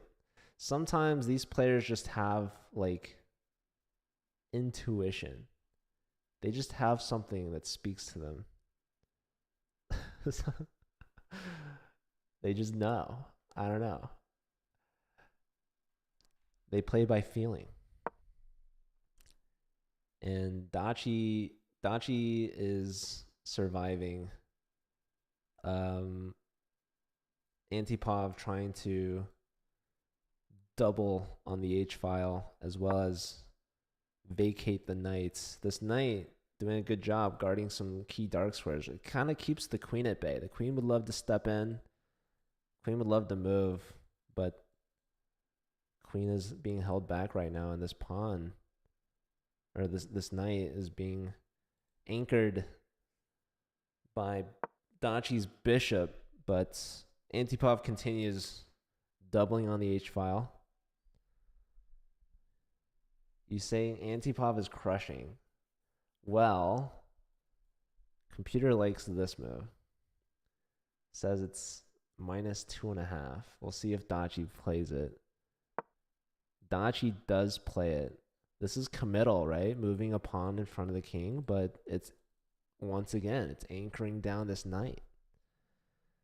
There's still no queen h6. It does weaken g6, but how is Antipov going to target that pawn? This bishop, not a good piece, right? After this b5 move. Bishop here, just controlling light squares. Antipov's still up on the clock. The queen's coming in. That is a punch at the g6 pawn. It also is pinning the pawn to the king. Perhaps rook takes h5 is a big threat here. This is also offering a queen trade, by the way. The queen's hanging. So queen g7 defends the pawn, also breaks the pin. And Dachi's played it. Dachi wants to leave the queens on the board. He could have traded. Knight takes, hits the bishop. So he decides against that. Says, let's leave the queens on. He's down a minute compared to Antipov. I probably should have crossed out some of the old games. Let's see. We do have a result. I believe Begim beats Ben, which is a good result for Mizzou. Yeah, Ben, the second board for Northwestern. Looks like we have another result. Chris won his game. Yeah,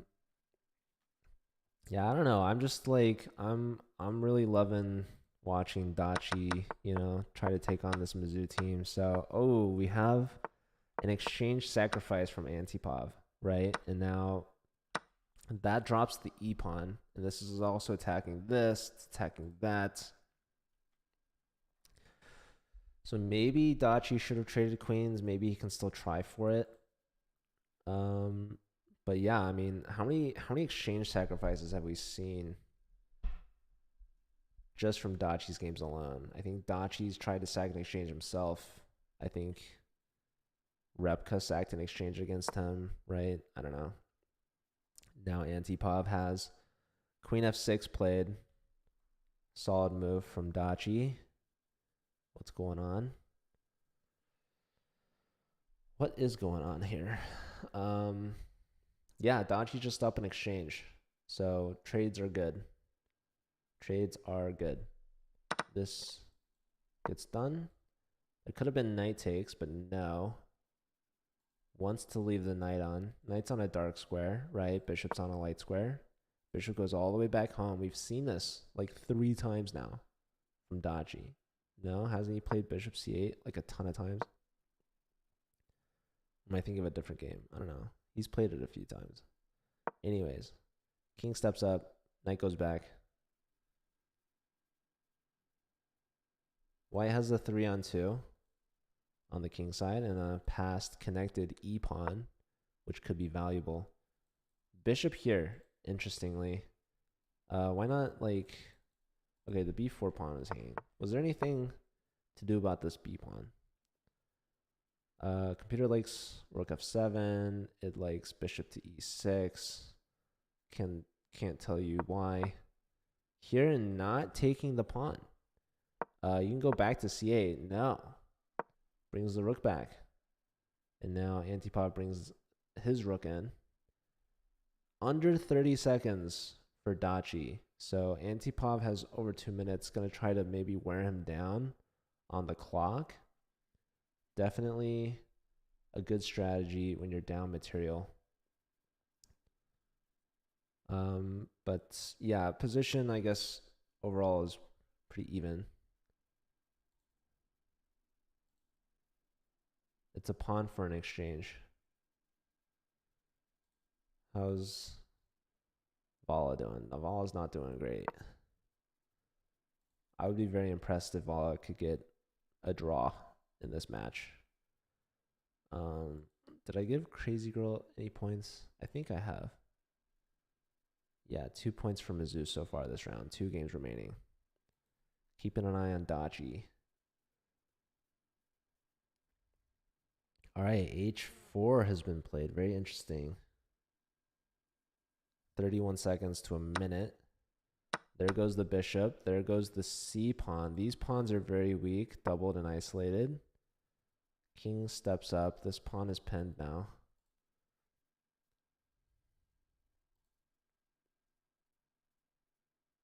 What to do? I'm imagining that would have been a good move, but now the king is up. King over. Rook to g8. I couldn't explain that move. Oh, the king wants to continue its journey and have the pawn defended.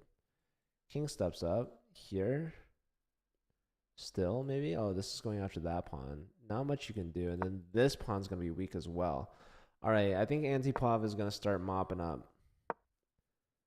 Well, now the e pawn's hanging. I don't know why you don't just take on b4.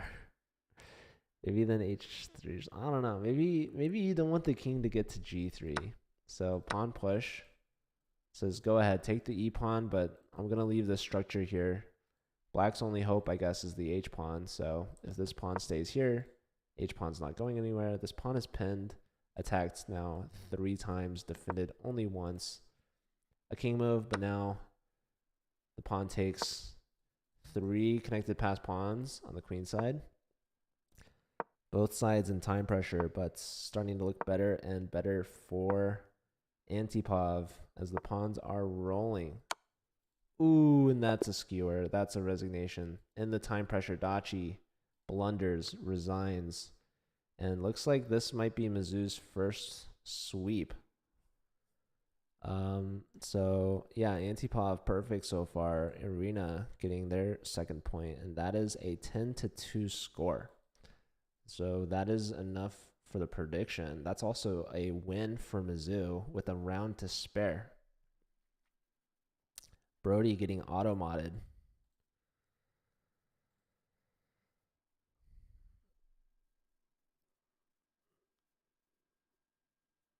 Has Brody lost any predictions yet today? He's kind of on a roll. But Mizzou is on a bigger roll. They just swept. And yeah, they could forfeit round 4 if they'd like. But I think they're going to continue on. They're definitely going to need to try to get as many board points as possible because that is one of the tie breaks at the end of the season. So, and Mizzou, they're not perfect. They've lost a match earlier this season, I believe. So those tiebreak points could be very important later. This game was started on accident and aborted. Let's check on. Let's see how this game went. Perhaps a quick resign. Doubled C pawns. Very bad bishop. Wow. This is brutal. This structure. I mean, doubled C pawns. Bishop can't go anywhere. This rook defending the bishop. I mean, honestly, yeah. There goes the queen. Queen's trapped. B pawn was bait. Bishop takes, pawn takes, saying, you know, you're not even. I don't know. Takes, rook takes, bishop takes. But no, there's nothing here. Crazy game. And now Antipov looking to go 4 for 4. Playing against the fourth board from Northwestern. So it looks like Antipov, with the win against Dachi, breaks the 3,000 barrier. That's pretty good. That's pretty good. Not too shabby, if I do say so myself. I'm guessing Antipov's been there before. Maybe not. If so, congrats to Antipov. I mean, congrats regardless. 3,000 is very impressive. I don't know how many people on chess.com have broken the 3,000 barrier. I don't know who the highest rated player is in the Collegiate Chess League. I mean, if I was to guess like classical rating, probably Oparin, right? I don't know. But yeah, like as far as chess.com Blitz goes, it's definitely completely different metric, really.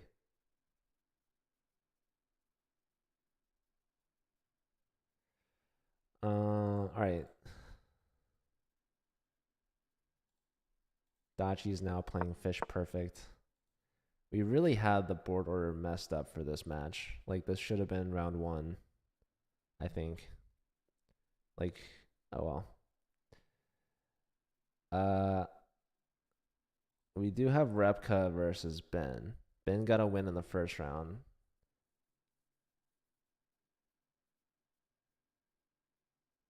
He is board 2. Perhaps normally he'd be board 3.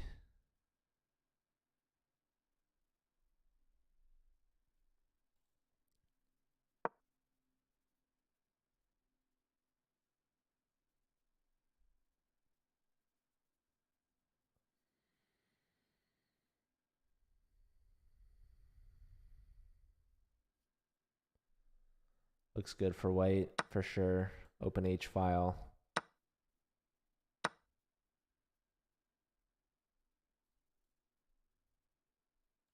Maybe just like queen here. I don't know. You're threatening maiden 2. If you can get it off. What's the computer thing? Just take back. Probably is the smartest. Antipov's peak was 3017. That's pretty good. Let's see. We've got the crazy girl versus the Puma girl.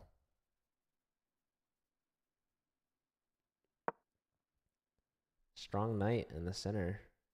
Maybe you push. Yep. Very reasonable response from Begim.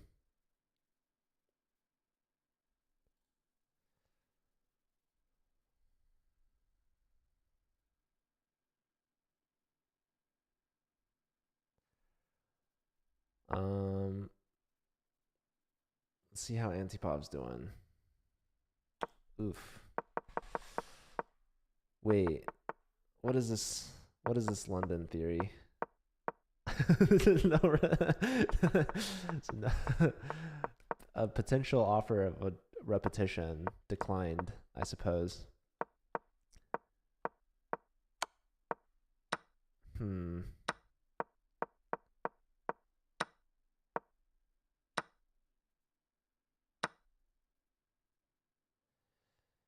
Yeah. Antipov gives up his rook, but wins the queen. Knight here threatening c2, mate, but f3, a little flight square for the king. There goes the queen. Threatening this, perhaps? Or these moves? I don't know, but this is just game over. So, yeah, let's check back in with Dachi. Let's see how Dachi's doing.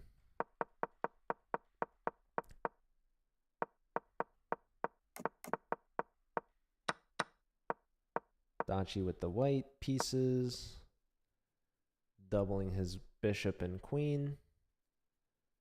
Yeah, G6, trying to prevent a knight from landing in f5, but definitely weakening of the dark squares, considering Arena hasn't fianchettoed the bishop.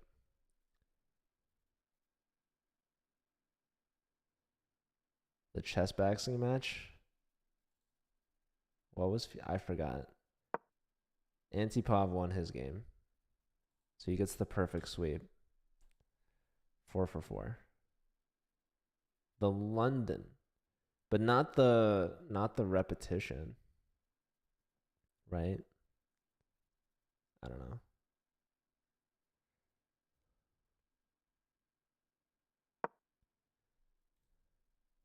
F4. Dachi's going at it. The immediate knight h5. Okay. Yeah, you know your London theory, huh? I don't. Okay, what is going on here? If we take queen takes and our knight's hanging, right? The knight wants to come here, which is pretty cool. What else? Knight covers this, so there's no like bishop here. Not that that would be a good move anyways. You remember. Yeah, that's cool. I was there, and I don't remember.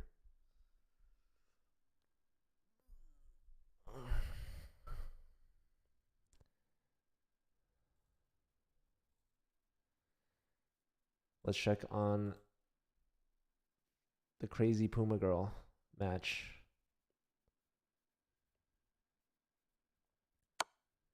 That's a check and a fork. Exchange sacrifice, I'm assuming. That or you move the king. All right, king has been moved. Knight grabs the rook. The crazy girl's up a piece. Takes.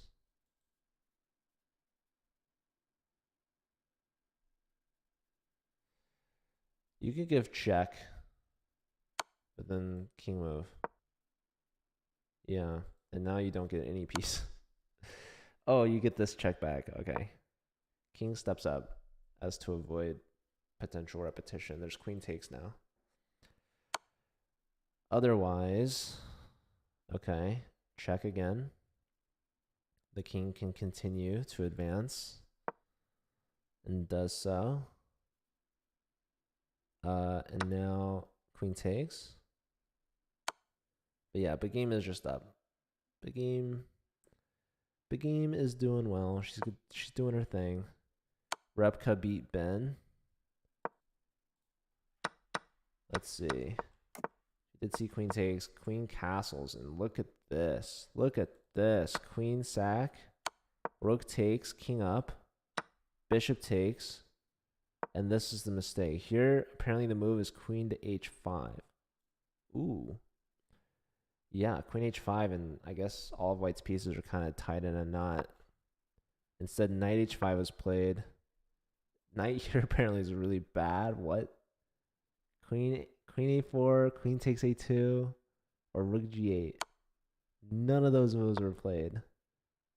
Oh man. We need to. Okay. Yeah, I don't know. This is a wild game here.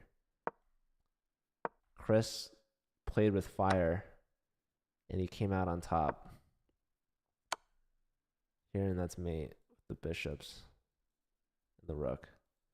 Very interesting. All right. Crazy Girl beat Puma Girl. Not a surprise. Repka won against Ben. Big Game won. And now we have Fish Perfect versus Dachi. Last game of the match. Dachi's always survived the longest. What's going on in this game? So we've gotten this far. Trade, knight back, knight in. Takes here. Gives up the exchange. Another exchange sacrifice from the man Dachi Lin. Accepted. So rook for knight and pawn. Queen steps in, threatening knight g5. So black plays here to block. Pawn takes, rook takes. Pawn hits the rook. Rook steps back. Takes, pawn takes. Knight in. Looking for f6. Rook's doubled, so probably going to give the exchange back, right? Could play here maybe. I don't know. Don't play here, though. That would be pretty bad. That'd be a good way to lose the game in one. Dachi's up 2 minutes to 24 seconds. Can he convert? He's down in exchange. But his knights are good. His knight's basically going to be worth... When he plays rook c1 to get off the f-file, puts the king in the corner. Bishop now opposite the king. Here's the check. There's the exchange sack. Back. Queen takes. Pressure on the f-file. Bishop takes as a threat. Rook in. This might be a perpetual. Bishop comes back. Okay. Flight square, perhaps helpful. Yeah, I guess. Oh, no, there was no time to take. I don't know why I said perpetual there, but okay. Anyways, okay. Knight in. So queen can no longer give a check. Knight attacking like everything. What to do? Is black just in like the biggest zugzwang ever? It's possible. Knight takes. Not taking back, because if you do, then there's rook check, back rank, mate. So the queen steps out. Queen got flushed out. This is hit now 3 times, only defended once. But the knight comes back, and if the queen takes, there's a mate threat here. There's a check, or 2, or more. Okay, forces the queen off, but you're down a piece. And you're down on time. Dachi's looking to mop up some pawns. Looking good for Dachi here. And we have resigned. So Dachi wins in the 4th round, preventing another sweep. So he gets 2 out of 4, beating the bottom 2 boards from Mizzou. But very strong performance overall, 13-3. So they won by 10 points, this Mizzou team did. So very nicely done, beating the Chicago rivals, perhaps. But yeah, that's it for that match. We have another one starting in 30 minutes. I'm probably going to take a break because I don't think there's anything better to do. So I will be back, you guys. We have UC San Diego C versus Arizona State C in Division 8. Oh yeah, I will pay out the prediction, Brody. Don't you... Brody's been here waiting patiently.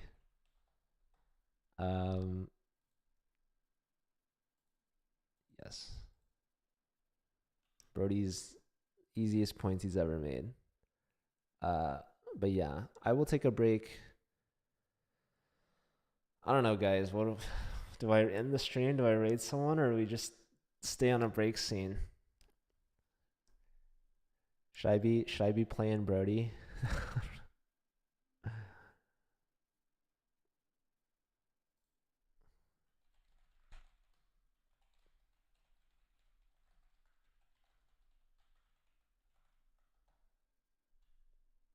in stream and come back later.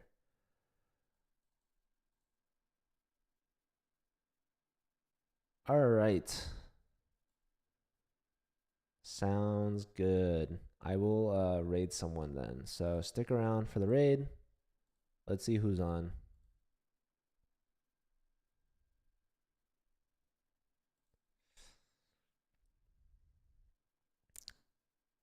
We've got some options. Ooh. Ooh. Wow, you guys, we have Nathan from Chapman, Vanguard, and UT Dallas. Who do we raid? They might be ending their streams though soon, to be honest.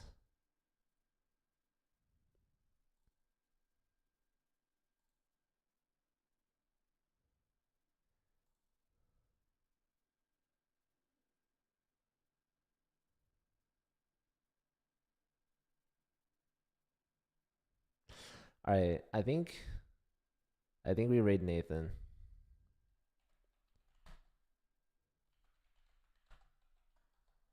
But I will give a shout out to VU Chess Club.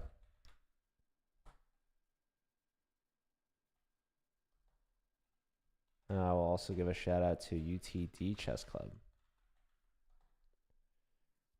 They're both live. You guys should go check them out and support them. We're going to raid Nathan because it looks like he's in the middle of a game right now. He's playing.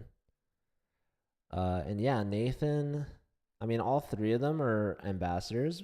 Vanguard and Chapman have both won Razer gear. So you can actually see they're using the Razer headset, which is pretty cool.